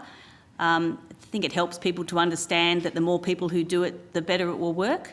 But it's not a number that we're using. We're going every single extra one. I hope since we've been in the hearing, it's more than 5,121,318. But we'll take each and every one of them as an assistant to those public health authorities. Yeah, your evidence has been very clear. It was clear, as I said, several weeks ago, and it's clear today. I just don't understand why we've got the Prime Minister making a claim that's not supported by his own department. I mean, it's very clear to me that this 40% number, which was initially quoted by the Health Minister and has now been repeated by the Prime Minister, despite you at the previous hearing saying it has no relevance whatsoever, it's not something you're aiming for. What's the basis for the 40% number? Because it's actually very, very misleading if, in fact, there is no basis to that claim. Senator, I'll take that as a comment, but I wouldn't like to I agree with the proposition that I'm disagreeing with the Prime Minister or have that it's not relevant at all. I think I've said it might be meaningful to people to understand we need a critical mass. But I'll take those comments. I mean, it's a statement that says very clearly that under 40% this is not effective, when in fact what you're saying is the direct opposite. So I'm not implying that you're contradicting the Prime Minister. I'm stating that you both are making very different claims about what's required for this app to be effective. And I'm trying to understand why the Prime Minister, despite you several weeks ago having made it very clear that every person who takes this up is of benefit, and yet the Prime Minister's out there only several days ago making a claim that is very different to the one that you're making. I'm trying to understand on what basis is he making that claim. Senator Di Natale, do you have a further question? Look, I've got a couple. I do, but I'd prefer an answer from the departmental official if I can. So Prime Minister is making great efforts that I'm watching on TV, the same as you, to encourage people to take up the app and referring to a critical mass and using 40%. I do not have the exact comments in front of me. There was one quote which was read to me earlier, but in recent days. But we're all on the same page of trying to encourage people. I have tried hard today to assure people of the great privacy and security places that are in place, and the Prime Minister's doing the same, and I can't really comment further on his comments. Okay, Senator Di Natale, you've got 1 minute. Oh, okay. Are you aware of any advice being provided either by the department or indeed by the Chief Health Officer that links the easing of restrictions to the increased uptake of people using the app? I think, as I've said here today, we've been very clear, both the department and the Chief Health Minister and a Chief Health Officer, Chief Medical Officer, and also the HPPC and others, that a robust public health response is an absolutely fundamental part of setting us up to respond. And if we were to relax restrictions, having that in place is a very important element, and that the app is an important part of that. There's been a lot of advice about the importance of the public health response. So is there a number you're looking at before you can ease restrictions? I don't have anything to add to what I've said about numbers of app. We're looking at making sure... No, mine's a very clear question. It's a final question. Is there a number that the department is looking at before it provides any advice, or indeed the Chief Medical Officer provides any advice with regards to easing restrictions? Well, I can't speak for the Chief Medical Officer in his role through to the National Cabinet, but no, we're providing advice about how to make the app work as well as possible, and on what the nature of public health response is in the states and territories as one of the key elements we need to respond to the pandemic. Okay, thank you. Senator Siewert, you have the call. Thank you. Ms Edwards, I think this question is for you.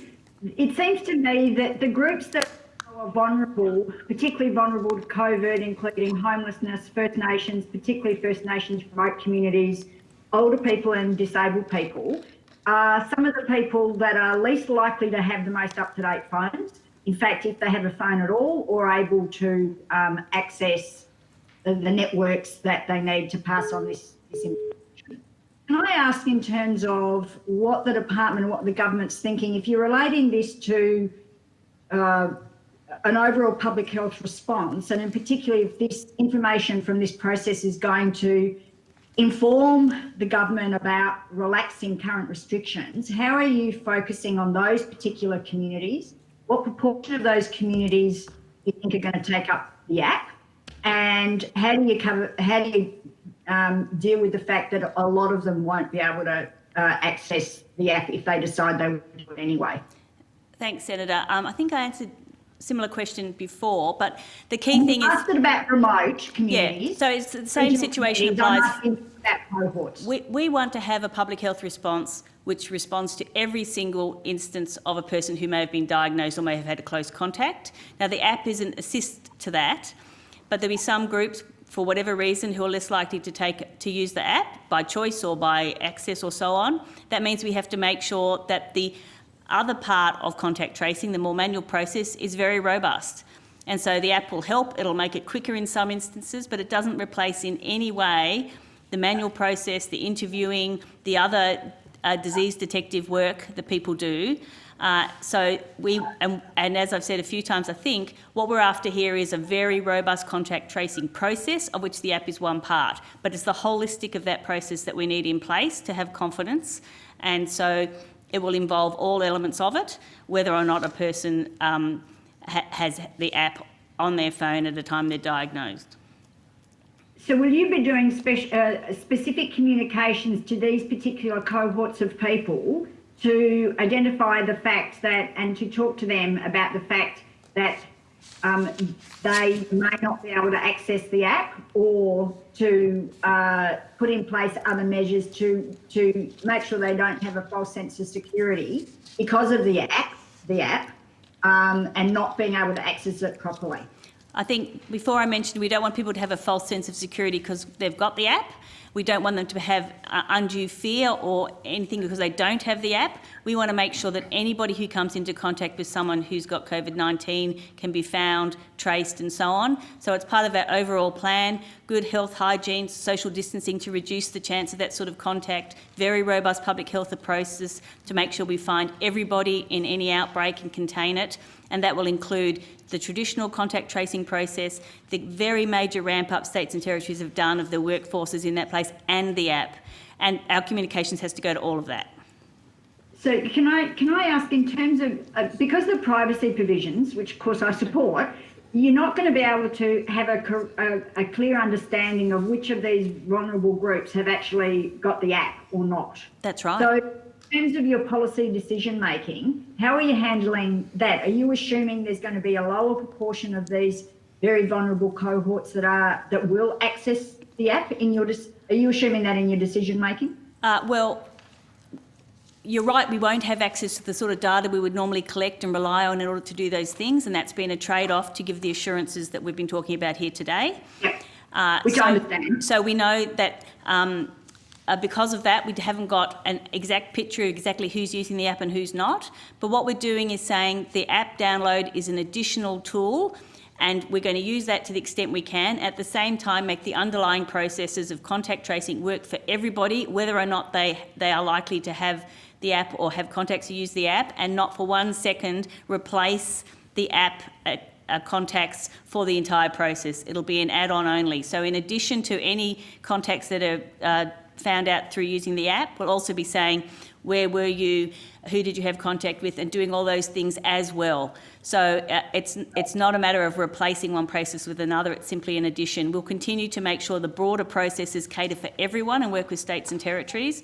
And as you say, I mean, if it's the case that elderly people are less likely to have the app, lots of older people are fantastic technology users, as we know, but if it's the case, I'm aware of that. All the more reason why we need to focus on what we know is a vulnerable group. And so state and territory officers will be working really hard to make sure they find anybody that someone's come into contact with, in addition to what they find out through the app.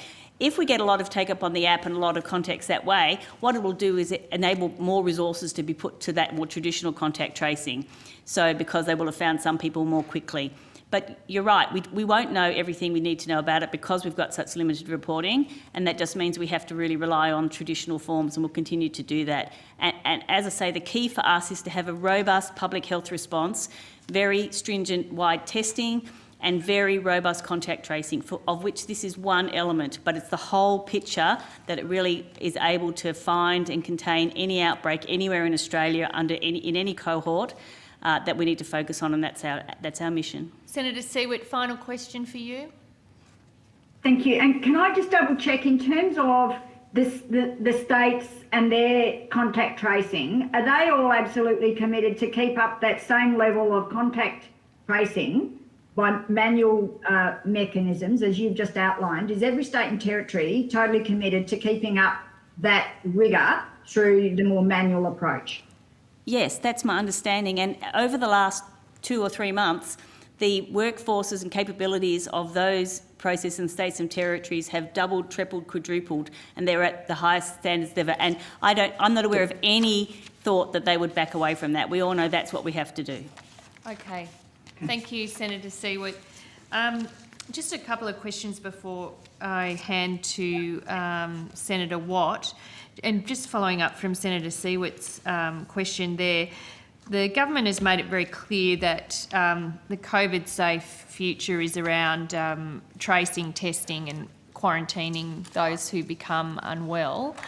The states and territories have shouldered a lot of this in terms of the contact tracing and acknowledging some of the limitations of the app. Is the Commonwealth going to provide extra support to the states and territories around contact tracing, the manual side of the business, because it is so labour intensive and slow? That's my first question. My second is, have any states and territories asked for any additional support? So to go to the second question first, I'm not aware of any requests specifically into contact tracing. Right. Obviously, we're providing large amounts of support to state and territory health systems, including commitment to provide 50% of all of the health costs. I would have to take on notice the extent to which that includes contact tracing. But contact tracing is a traditional state and territory function, Yes, I understand which they've stepped up to do. I was a health minister for 8 years. Of course. I was involved in a lot of contact and tracing. as far as and very well done all over Australia. I mean, that's one of the key things we've done. But I'm not aware of any request for particular support there. And as I said, I'll take it on notice. But they've stepped up to do what's traditionally their role. And it's a true partnership with states and territories in this response, and it's gone fine. So will you see if the 50% funding I'll confirm if it does. includes the public health and authorities, I simply as don't know opposed to the answer. hospital costs? But it's broader than hospital costs that we're making a major contribution. But I'm not aware of any request for particular augmentation in that regard. But I'll take it on notice. Okay. And in relation to the other questions about the 40%, and if we put the 40% aside, does the department have a target that they're measuring uptake by? I mean, have you set yourself a target in terms of the uptake of the app, whether it's a daily, weekly, monthly target to reach? No, we haven't. We've got a number of 16.4 million smartphones, which is based on last year's annual report of the Australian Communications ACMA, whatever it stands for. And we would like every one of those to have the app. But we're counting as we go. We need a critical mass. I think 5 million is a massively good start. The more the better, but we don't have any timetable for increase. We are continuing the communications to encourage people to use it and using every opportunity to encourage people to do it, and we'll be very happy if it continues to go up. So no target, but are you watching how the numbers are increasing? So obviously there was a big surge on the day it was launched. You reached over 1 million, I think, pretty quickly, didn't you? 4.5 hours, yes. Yeah, 4.5 hours. Obviously it's not going to keep up at that pace, but are you tracking what the increase is on a daily basis so that you can intervene if it looks like it's slowing down? Well, we would increase our communications efforts if we thought we need to. So that is being monitored and managed? We're getting updates regularly. I mean, that's why I know there was 5,121,318 at noon. Okay. I'll probably get an update So how much shortly. is it increasing in the last 24 hours? I think the Prime Minister had a number just below 5 million I think yesterday. it was 4.9 about 4 o'clock yesterday afternoon, and it was, as I say, 5.1 at lunchtime today or at noon. Okay. It's continuing to go up. We're heartened by that. Okay, I think we have some questions on notice which might go to that so that we can keep an eye on that. Okay, Senator Watt. Thanks, Chair. Just to follow on from that, I hear what you're saying, that there is no target around the number of people downloading. Is there a percentage that we need to hit, though, for health to be able to advise the National Cabinet that it is safe to ease restrictions? No. So how is it that the Prime Minister can, on the one hand, be saying that getting people to download the app is central to easing restrictions and getting people back to work, but we don't really know how many need to do so for that to happen? It's fundamental for our response to the pandemic to have a strong public health response, including contact tracing. And we're providing advice regularly about how that's going, as are the states and territories. And the app is but one part of that. And 5 million people makes it a significant assist. But we don't, okay, so there's actually no health advice to the National Cabinet about the rate of downloads that's required to make it safe to ease restrictions? Not that I'm aware of. Remembering I'm the Department of Health, not the AHPPC. You'll have the CMO here in future weeks, no doubt, which is the advice that goes to National Cabinet. Sure, you're working closely with him. I certainly would have expected that any decision that the National Cabinet made about easing restrictions would be being health advice, in particular the use of this app. But are you saying that the National Cabinet will be flying blind when it's making I would expect the National Cabinet to be taking into account very, very many factors, including the health response, but the testing capacity I've talked about, the public health response, the rate of infection in Australia and all the other health issues, as well as other issues that the National Cabinet might take into account. And over the course of the last couple of weeks, I've seen several comments from the Health Minister saying that targets for downloading the app have been exceeded. He has said things like that they expected 1 million downloads in 5 days and they'd hit that mark a lot sooner. But are you telling there's actually no targets? I said that we haven't provided any advice about targets. So if the health minister is saying that he's exceeding targets, these are just targets that he's dreamt up himself without any advice from health? We haven't provided any advice in relation to targets. I'm not suggesting the minister's dreaming up anything or not dreaming up. I think it's reasonable for us all to be pleased by the rate of take-up. I was surprised by the rapid rate and very pleased by it, and continue to be. Sure. And I've made clear on a number of occasions, you know, I'm encouraging people to do so as well. But if we've got ministers out there talking about targets, I think it's legitimate to ask what these targets are. And there's been numerous questions today that don't shed any further light on that. So has the minister ever discussed targets that he or his office have set with you? We've discussed the app many times and the pleasing amount the numbers going up, but I've not been asked to provide advice on any targets. And he's not told you about any targets that his officers come up with themselves? I haven't been asked about that, no. We've talked about the numbers. Okay. I've just got a few questions for the DTA now. And Senator Seward and others have asked some questions about the issues with vulnerable groups having access to this. So why was it... Senator Watt, you've just broken up a bit. You might just need to repeat that preamble. Sure. Just following on the issues about vulnerable groups having access to the app. I think your own evidence has confirmed that the app is designed in a way that impacts people with an older phone. It makes it more difficult for them to use it. Why was it done in that way and not in a manner that protects Australians, especially some of those more vulnerable groups like older Australians? So, Senator, we've looked at the implementations of contact tracing around the world, and based on the policy guidance and support that we've had from the Department of Health when it comes to the requirement, we've implemented a solution that fits that requirement.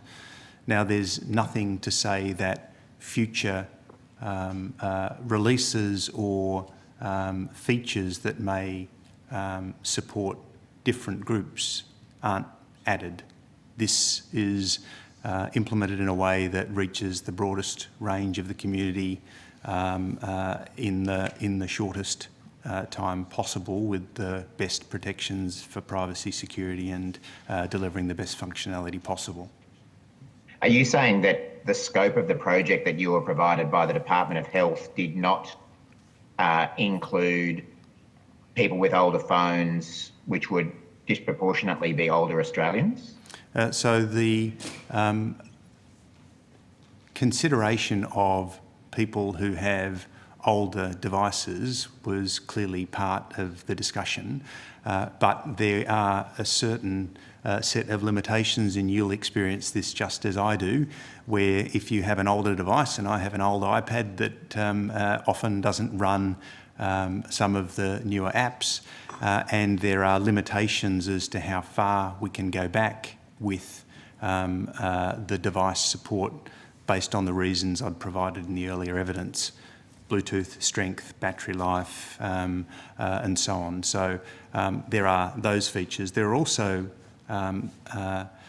limitations when it comes to the capacity of older devices to be able to be supported by the vendor.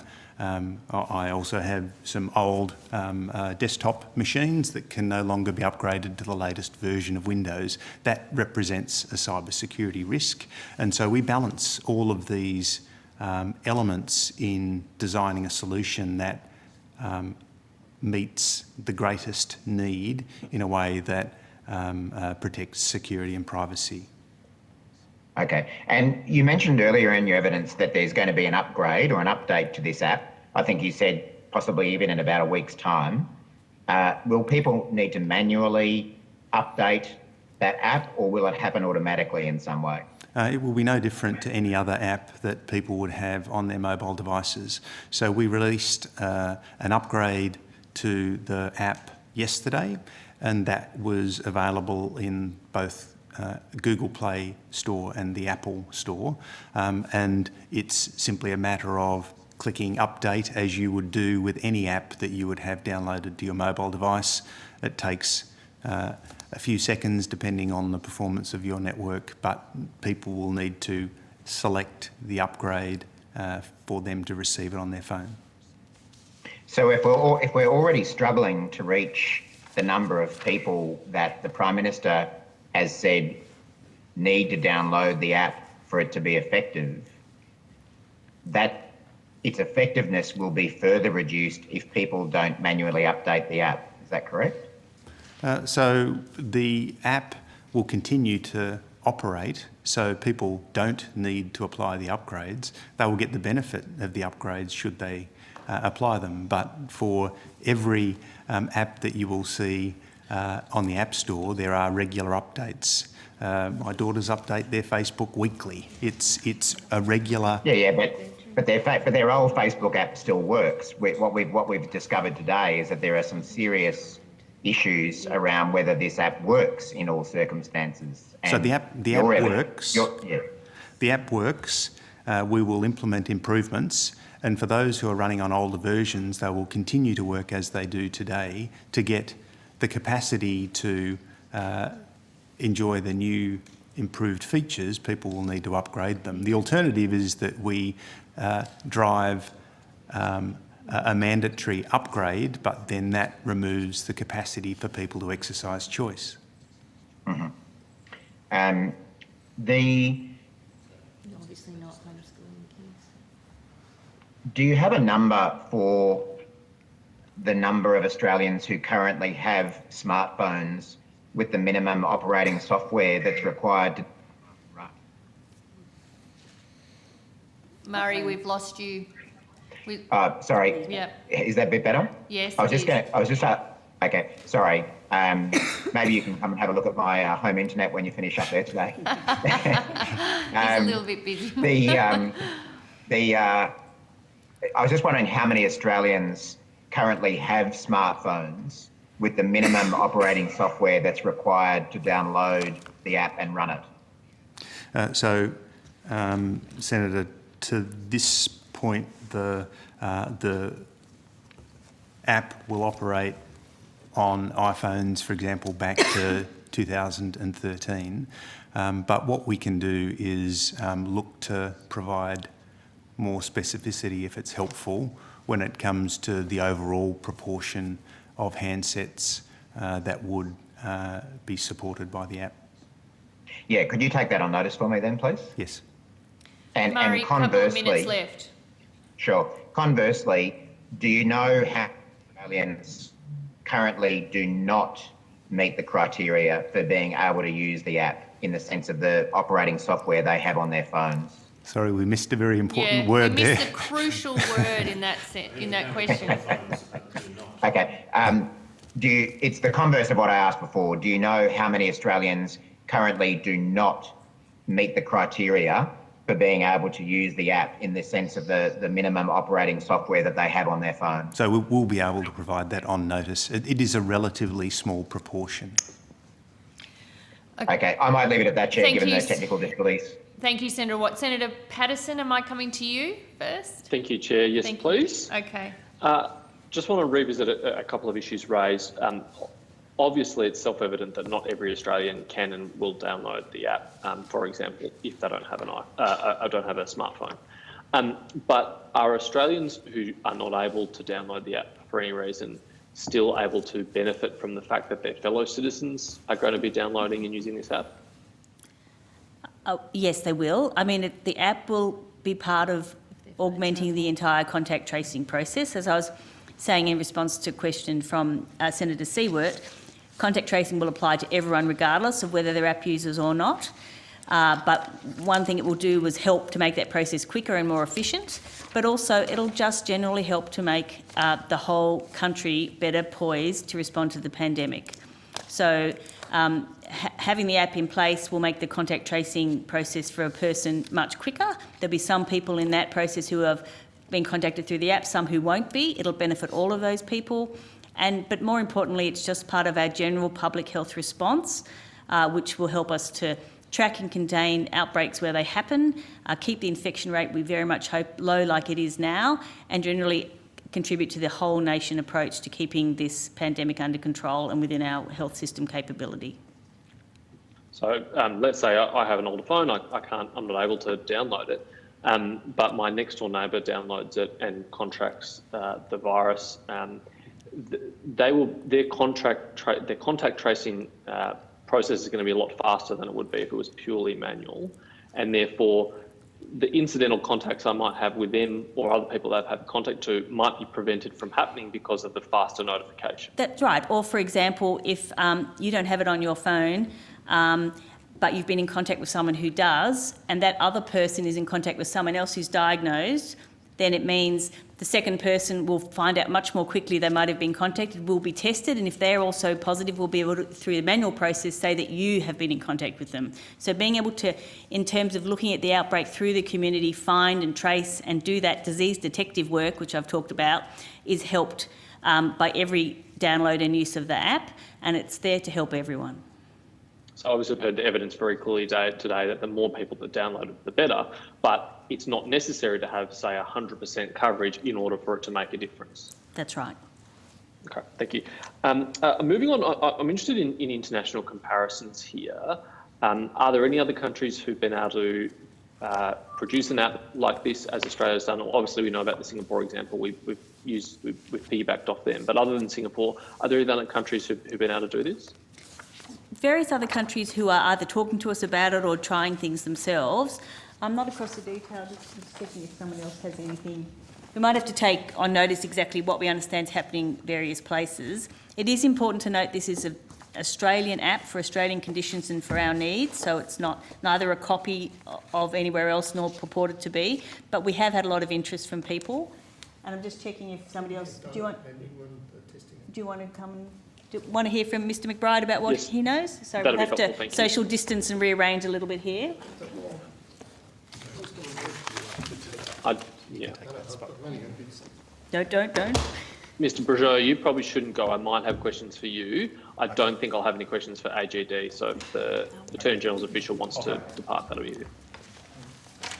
So Germany have an app in place and England are trialling one. Sorry, did you state your name? Paul McBride, thank you. First Assistant Secretary, Health Economics and Research Division from Department of Health. So Germany, England are trialling it. You're aware of Singapore and other countries. In fact, lots of countries have expressed interest in the Australian model. We've done it slightly differently, adapted it to our circumstances and the purposes that Ms Edwards has outlined.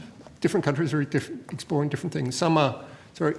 England are exploring asking people to start logging symptoms as they engage with the app, and then they'll send signals to people saying you've been in contact with someone who has symptoms, so pre-diagnosis. So different countries are approaching it differently, but as Mrs Edwards has mentioned many times, we have tried to contain the amount of data used, and we're using it only to assist contact tracing purposes. So different countries are approaching it differently based on their circumstances, the spread of the disease, and the country's appetite for privacy restrictions or otherwise. And comparing the Australian apps to other apps, and particularly the Singapore one, of which it has some relation to, are there any enhancements or advantages of the Australian app compared to the other apps? Well, I think as we've explained, it matches our needs is the key thing. We've designed it specifically to focus on the privacy protections that Australians want and the very, very limited health purpose. So other apps in other countries will be designed for what their populations would like to have and how it feeds into their health and other responses. But I'm interested in if there's any kind of technological advances that we've made with our app compared to others. So for one example, and this might require Mr Brajot, I think I'm right in understanding that compared to the Singapore app, we've got better Bluetooth functionality on iOS devices. Is that right? Yes, Senator. So our Bluetooth implementation is as good as any country in the world, and based on the countries that I'm aware of who have implemented apps, many of them have implemented those with some kind of location-specific information as part of the data that they capture, where the Australian and Singapore implementation clearly has no location-based information. Great, okay, thank you. And just moving on to any feedback we've received about the app, particularly from the healthcare sector. This is probably a question more to the department. How has it been received by, say, healthcare workers? State and territory health authorities with whom we're negotiating are very enthusiastic to have access to the app and working quickly to do that. We've also had a lot of support from various of the, for the key peak medical, nursing and other stakeholders, which I can provide a list on notice of who they were, but very broad support and appreciation that we did do it so narrowly so that it'd be health first and health focused. But there's been a lot of support from it. And I haven't got the list of who had provided support, but I can easily provide that on notice. It's a broad group. Sure. That will be helpful. And I think that's it from me, Chair, if Senator Davey has any questions she'd like to ask. Thank you. Senator Davey. Yes, I've just got a couple of questions. I'm particularly interested, is there any way that the department or the DTA knows or is tracking what the take-up of the app is in regional and remote communities, say, versus our urban populations?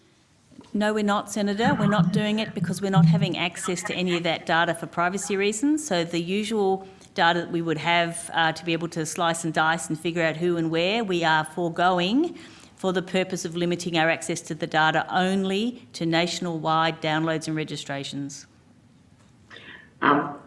That's reassuring in one sense because it goes to the crux of the privacy concerns. Absolutely a trade-off and a very specific decision made. We are foregoing what we know would be useful data, both to promote the app and for other purposes, potentially for all sorts of data matching and data analytics, but we are specifically foregoing any access to that sort of data in order to be able to assure Australians that the privacy settings are incredibly tight.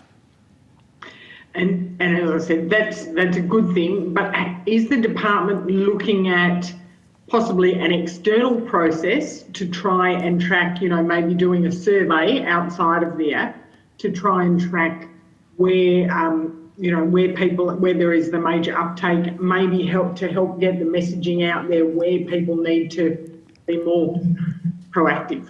We'll be interested in any social research about attitudes towards the apps and so on, so that'll be useful to have, and we'll have to consider whether we commission something like that ourselves. What we are doing, though, of course, is continuing to talk with state and territory health authorities about how their contact tracing is going, where it's working the best and so on, and that's a proxy in some way because they'll know how effective their contact tracing is. But at this stage, we're focusing on rolling out the app and doing it effectively without access to any of those sort of data reports. But as you say, there'll be other external surveys and so on which will give us some indication of how we're going, and we'll respond to those. Yeah. And I do note that there are areas in Australia that remain COVID-free, which is a positive thing. My local town is COVID-free and has been since the commencement. However, and I see a press release today from the Rural Doctors Association of Australia strongly encouraging people across Australia to download the app because, as they say, you may not have confirmed cases in your community right now, but it could change quickly, and they sort of relate to what has happened in the cluster sites of the Medworks in Melbourne and the residential care facility in Sydney. Would that is that reinforcing the messages from the department that we need people not to be complacent? Yes, we think we'd encourage people to download and register for the app wherever they are. But it's not the only thing in place, obviously. Our increased testing regime that's been put in place all around Australia is important. So now we're encouraging anybody with respiratory symptoms to get tested. So there's various elements to it. But downloading the app, if you're downloading the app and using it in a place that's COVID-free and it remains so, then your data will never leave your phone and you'll never be troubled by it, but it's a useful thing to have just in case. Thank you very much. That's all I have, Chair. Okay, thank you very much, Senator Davey. Senator Patrick, you have a full 15-minute allocation. Thank you, Chair. Just going back to your to the talk about percentages, I think we all agree the more people that download it, the better. But the evidence you've given is there's no way to quantify what that means from a health output because it hasn't been modelled. Do you intend to have that modelled? Noting that this could be ongoing and there might be value in understanding that. I don't think there's any plan to model it in the sense of doing a mathematical model.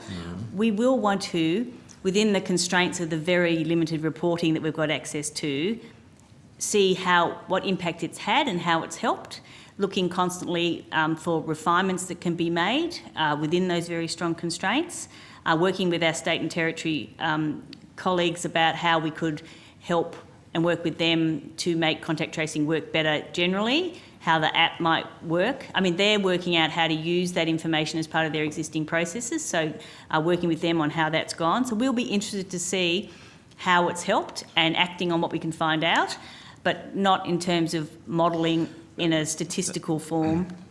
But the Prime Minister has indicated 40%. We now know that's not based on anything other than more is better. Wouldn't it be good to know that there's a real turning point at 62% or there's a real turning point at 32%, so you can actually give someone a real target?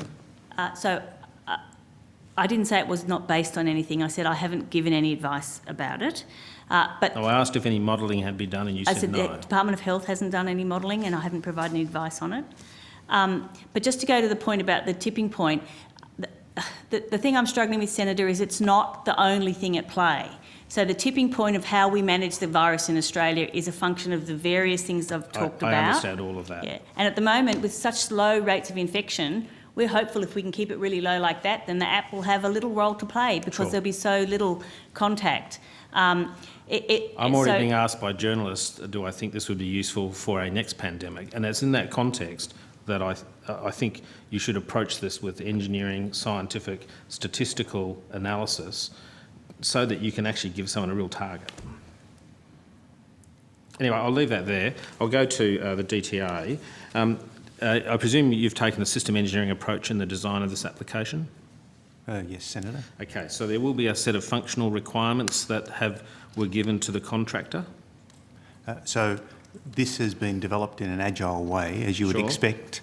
There are general requirements that then are refined through various iterations of prototypes to the point where it's released into production as it was at the end of last month. Okay, but those functional requirements would translate down to technical requirements. Can you provide the committee, and I'm not after the security ones, I'm really after the requirements that relate to the tracing and how that works. So the functional requirements and the technical requirements. So we can provide the detail on what the requirements were at the different levels. I'm interested in what you imposed upon the contractor. There will be a contract in place that demands a particular performance, normally expressed through functional requirements and technical requirements. And there will be some testing associated with that, and that's the next thing I'm going to ask you for. So Senator, the engagement with suppliers in a very transactional arrangement would typically see contracts engage with very specific design outcomes that are looking to be achieved. As we've developed this quickly in an agile way, and you would know this as well as I, there is a level of refinement that occurs in the requirement with the contractors. So right. If you could get the functional and then the technical requirements at this point in time and how you've tested against those, sufficient to release the application. Yes. Thank you. Now, you mentioned, it might have been Ms Edwards that mentioned Facebook and Google. What's their involvement in this? So Facebook have had no involvement in the COVIDSafe app. Sorry, did I mishear? I thought someone mentioned Google. So I was talking about my daughters taking a weekly update from Facebook for their apps, not the COVIDSafe app. So just in terms of working out things like Bluetooth and connectivity, are you engaging with anyone other than AWS, Boston Consulting and the third contractor that's mentioned? So we've engaged directly with Google and Apple. Sorry, Google and Apple.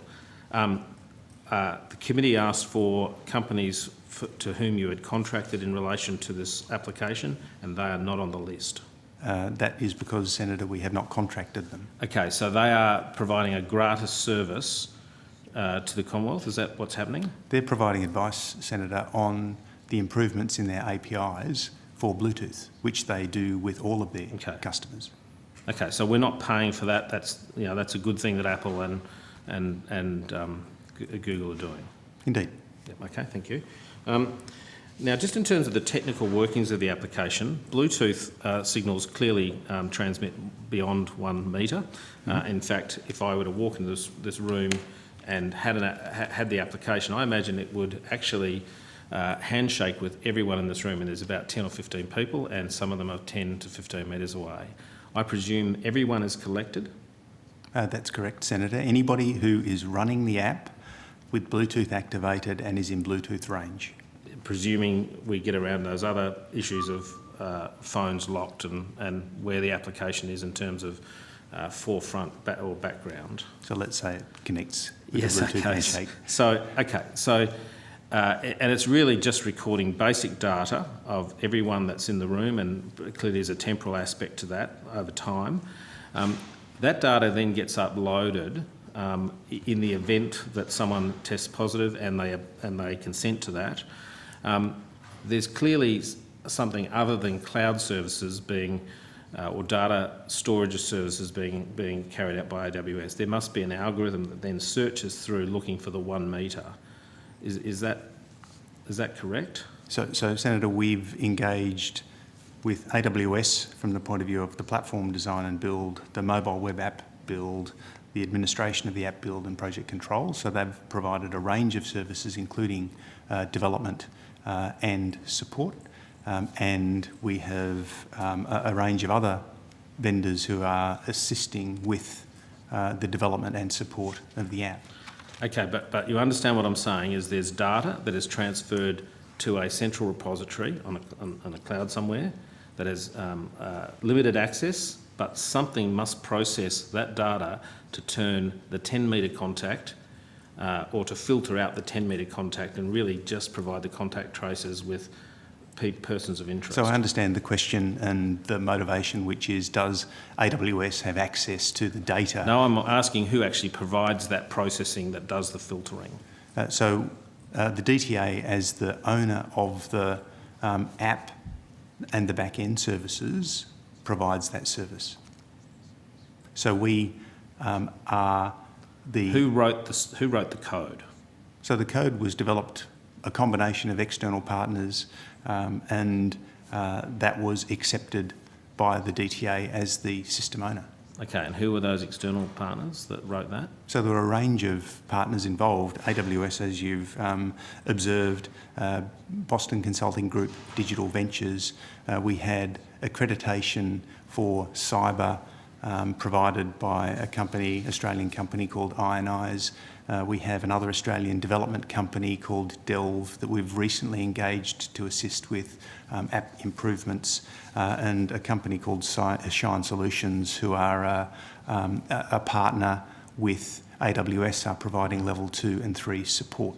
So there are a range of providers who are all appropriately cleared and engaged in a way that allows them to provide services to government just as they do with other apps and so that organisations. wasn't provided in the question, response to the question on notice asking who had been engaged. There were only 3 companies that were provided. So the 3 companies would have been AWS, BCG, Digital Ventures and... I'm just wondering why the others were not. So Ionize is a very recent engagement. I'll need to check the response to the quorum. We only got these answers this afternoon, so they're very recent answers as well. Yep. Going to... But Senator, just maybe to clarify, if the question related to who was involved in developing the app, Ionize was not involved in developing the app. They assured the app.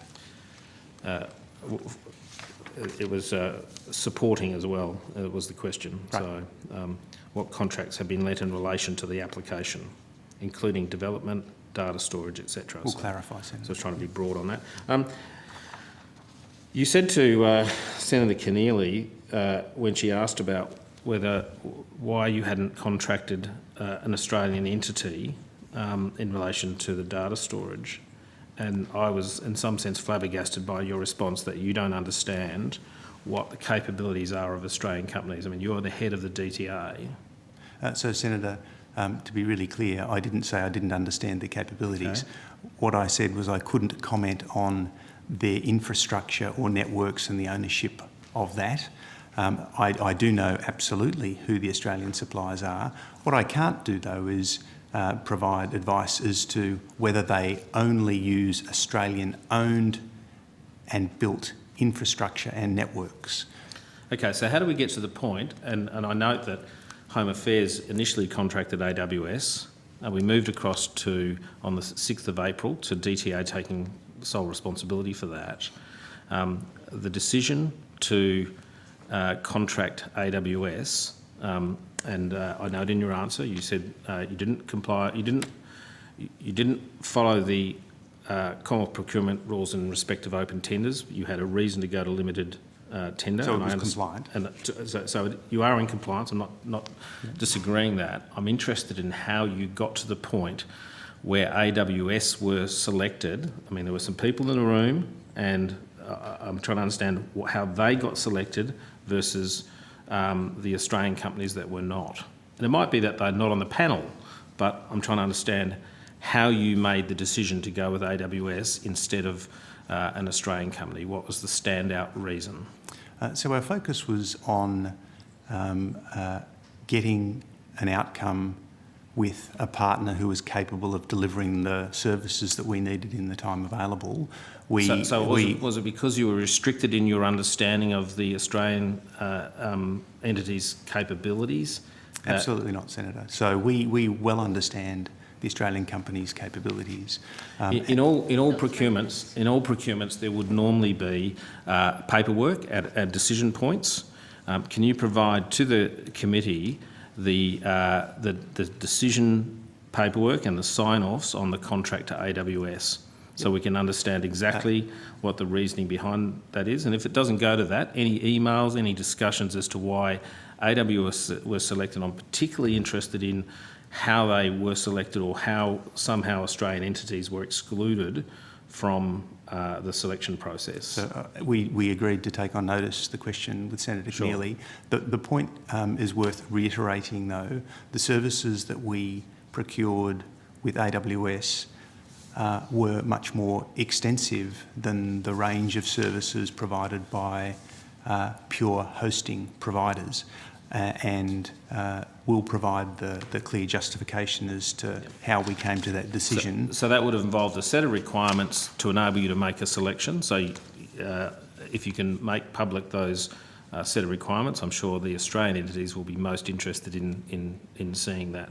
You know, because it might be a case of they haven't informed you well enough of their capabilities, that when you get into a closed room and you're making a decision without going to tender, that you simply were unaware of the Australian capability. And it's convention, Senator, as you would know, that we are completely compliant in our procurement approach if we were to draw from whole of government arrangements, which is exactly what we did with the AWS arrangement. And it is worth reiterating the point, because I'm not necessarily explaining it in a way that is really clear.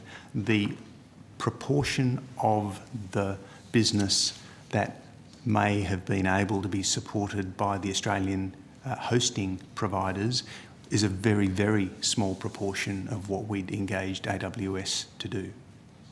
Okay, so in that material that you tabled, it would be nice if you could show how you excluded those Australian companies as not meeting a particular requirement in order to make your decision. And look, it might be simply that you had already invested, or the Commonwealth had already invested $166,000 because that was the magnitude, I think, of the Home Affairs contract, and I would understand some of that logic, but I just really would like to go to the detail of that. Yeah, we'll provide more details then. All right, thank you. Thank you, Chair. Thank you, Senator Patrick. Okay, we've just drawing to a conclusion. We've got the final 10 minutes, but if I can just ask a couple of questions in wrapping up. But are all the contracts that Senator Patrick referred to and you referred to, are they all listed on AusTender? So in some cases, Senator, they are shown under a whole-of-government agreement. So Senator Keneally asked about the whole-of-government arrangement, the Amazon whole-of-government arrangement, CN 3601345 will provide the details. Sure. We have a work order under that agreement that had been executed to engage AWS. Okay. So not I think if you separately could listed. provide on notice that information, that would be useful. Also, the total cost. I think in the answer to the question on notice, it was over $700,000. Do you have an update on that figure, like so all 709,059.37, which was the number for AWS. Yeah. There were no numbers for those. And yeah, that's right. What's the total figure? The total figure, Senator, I'll spent. Just bring it up. I apologise as well. iZone was on there. It was? Good. Yeah. Sorry, I apologise. Okay, thank you. So $1.5 million. 1.5 million through, and that's expenditure through the DTA? Correct. Right. Ms Edwards, has Health had to, have you got any contracts or expenditure on the app today? Yes, I was just looking only in relation to the engagement of the firm that did the privacy impact assessment. Okay, and that would be listed on AusTender somehow, No, or I is think there it was a way? an existing panel of providers. Could you just provide us with I don't know the cost of that? Do we know the number? Between 50 and 56, I think it was very... About $50,000 to $56,000. Okay, thank you. Ms Edwards, do you have the date on when the decision was made to develop the app, when the department started work on it? We became involved in, so in the first week of April, Right. I personally and the team here became involved in the design for this app. Right. But it was an ongoing process because obviously our team had been working closely with the DTA and others on the coronavirus app, which is the information one, which is so there's got not both of them. Pardon? Yes, thank you. Definitely on about the 2nd of April was the first occasion on which I was involved in a design workshop, and I think it was about that time that a decision was made to develop an app which would have a very heavy health focus on helping health. Okay, so, and was that a decision of National Cabinet or was it a decision of the government? Like who it was made a decision of the government. Right. To So it hadn't consider, been to we had an instruction to be heavily involved in designing a potential app for health purposes in about the first week of April. And that was based on information that had come about the use in Singapore? It came about in the course of various discussions, very intense period, as you would know, on how we could bolster our public health response. And in the context of the coronavirus app, which we'd already been developing with the DTA and others, this potential use came to light. We had lots of people sending us, what about this Singapore app? You should do that sort of thing. And in the course of those discussions, it was a part of various discussions though. So in terms of a decision, it was an iterative process about how we might do it, and then we proceeded to come up with a potential design, which was ultimately agreed by government. Yeah, right. Okay, so it was you recommended to government that this was a real option to pursue.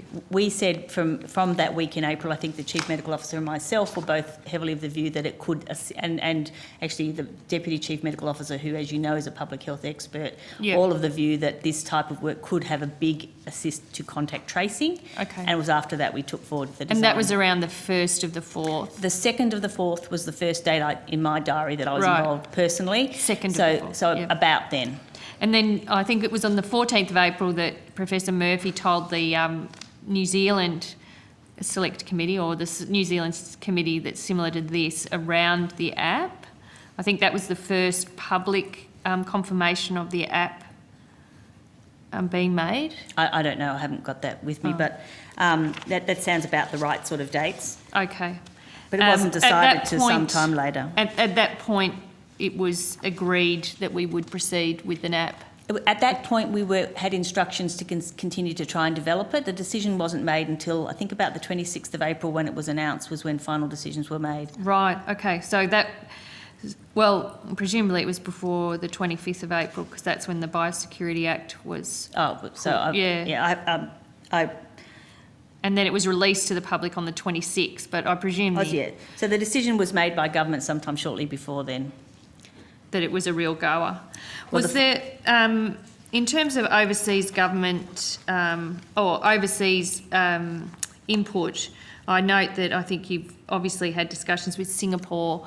I think New Zealand's made comment that they have been in discussions. Have there been any other jurisdictions that you've been in contact with or seeking advice? The British government has expressed an interest in understanding our contact tracing app. Yep. And beyond that, I would need to check with the team as to whether there are any other specific countries which reached out. The US? Not as far as I'm aware. We have had regular discussions with various countries in forums, I think a G20 forum and in World Health Organisation type forums where countries give updates and the app has come up. So you've reported. Has come up in You've various reported of those. rather than... And so the US would have been at least some of those phone hookups, but general reports of how you're going in your country, what you're doing. Yeah, but no follow-up. From the Americans. No, not from our point of view. That did trigger a thought. Australia is part of OECD e-leaders, and I provided an update, and Canada also followed up to get further information on our app. So the Canadians did as well. Yep. All right. Mr. Brigeau, in terms of your advice for Apple users of the app, if you were to give advice now, and presuming it's going to become operational soon, would it be the DTA's advice that you have to have it on in the foreground with your phone unlocked to be effective? So the app works. It is most effective on Apple devices where the device is unlocked, and within a fortnight or thereabouts, it depends on the timing of the Apple Bluetooth release, the performance will be as good in locked phones as it is in unlocked phones. Okay. And so that's when the update, did you say, that comes? Correct. Is the update expected before it becomes operational? So it's all operational. So the app is running, it's collecting information on the actual phone. Yeah, no, but before it's actually switched on and the states and territories are using it. We think state and territories will have access to the system before that. And then that access is likely to be to a greater level of data afterwards, but it'll continue. There's no reason to wait. It's collecting data now. And as Mr. Brigeau said, on Android, it's working at a very high level already. Yeah. So the extent to which any of those issues degrade the collection of data, they'll be improved over time, but there's data being collected now by many of us. But not used yet until the state and territories. Until the state and territories agree to the conditions and we have it all in place. Does the government have a deadline for that to be reached? I mean, the reason I ask it is because we've been asked to rush through this legislation next week.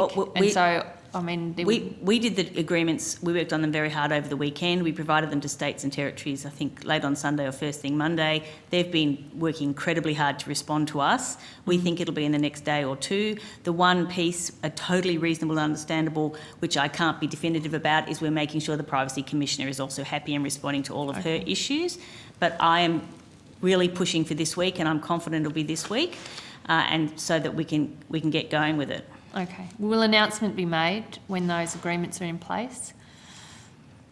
That's a matter for the government. I'm not interested in announcements. I'm interested in getting it working. I think people are interested in understanding that it is actually going to be used. I think that's why we all downloaded it 10 days ago. I mean, as I've said, the rate of infection is currently so low that the likelihood of use, and we should be looking forward to it not being used, but it'll certainly be in place in an abundance of caution in case we have a high I know, rate but of it's infection. being linked to the lifting of restrictions, which I think is at the forefront of everyone's mind. It'll be ready this week. Okay. Well, when did the effort's being states and made. territories find out about the app? So we had it on you were working on it from the 2nd.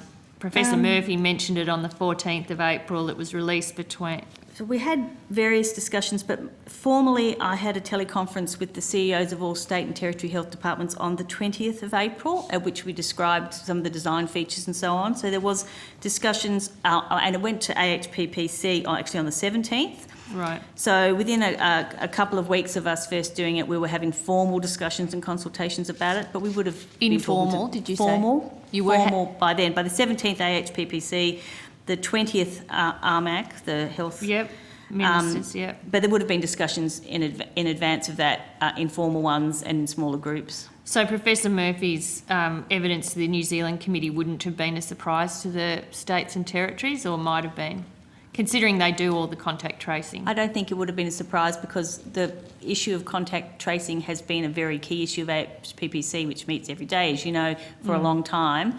And just as we were saying it was an important potential tool, I'm sure it would have been raised there. Certainly no one has expressed surprise to me, and it's been a very collaborative process with all of them. Senator Patrick has one final question and then we're out. Thank you. Just wondering, do we own the intellectual property for the application such that we could use it for a future pandemic? So we have taken the code from Singapore and updated it, and Singapore has since open sourced it. Our intention is to release the source code as well, and that will be something that we own and are able to use for future applications as they might be required. Thank you, and thank you, Chair. And thank you, Senator Lambie. Yes, very generous, Senator Lambie. I'm sure he'll pay you back in time. Can I thank you very much for appearing today, for your evidence today. This concludes today's proceedings of the committee's inquiry into the Australian Government's response to COVID-19 pandemic. I thank witnesses who have given evidence to the committee today. I would like to pass on behalf of the committee, our thanks and gratitude for the work that all of your staff are doing. We do acknowledge it's a very intense period of time in the Australian Public Service, and people are really going above and beyond. Witnesses are reminded that answers to questions taken on notice are due in 5 working days.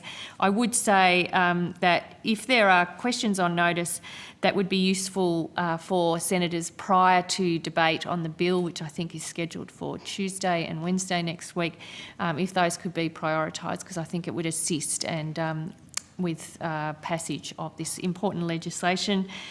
The committee stands adjourned. Thank you.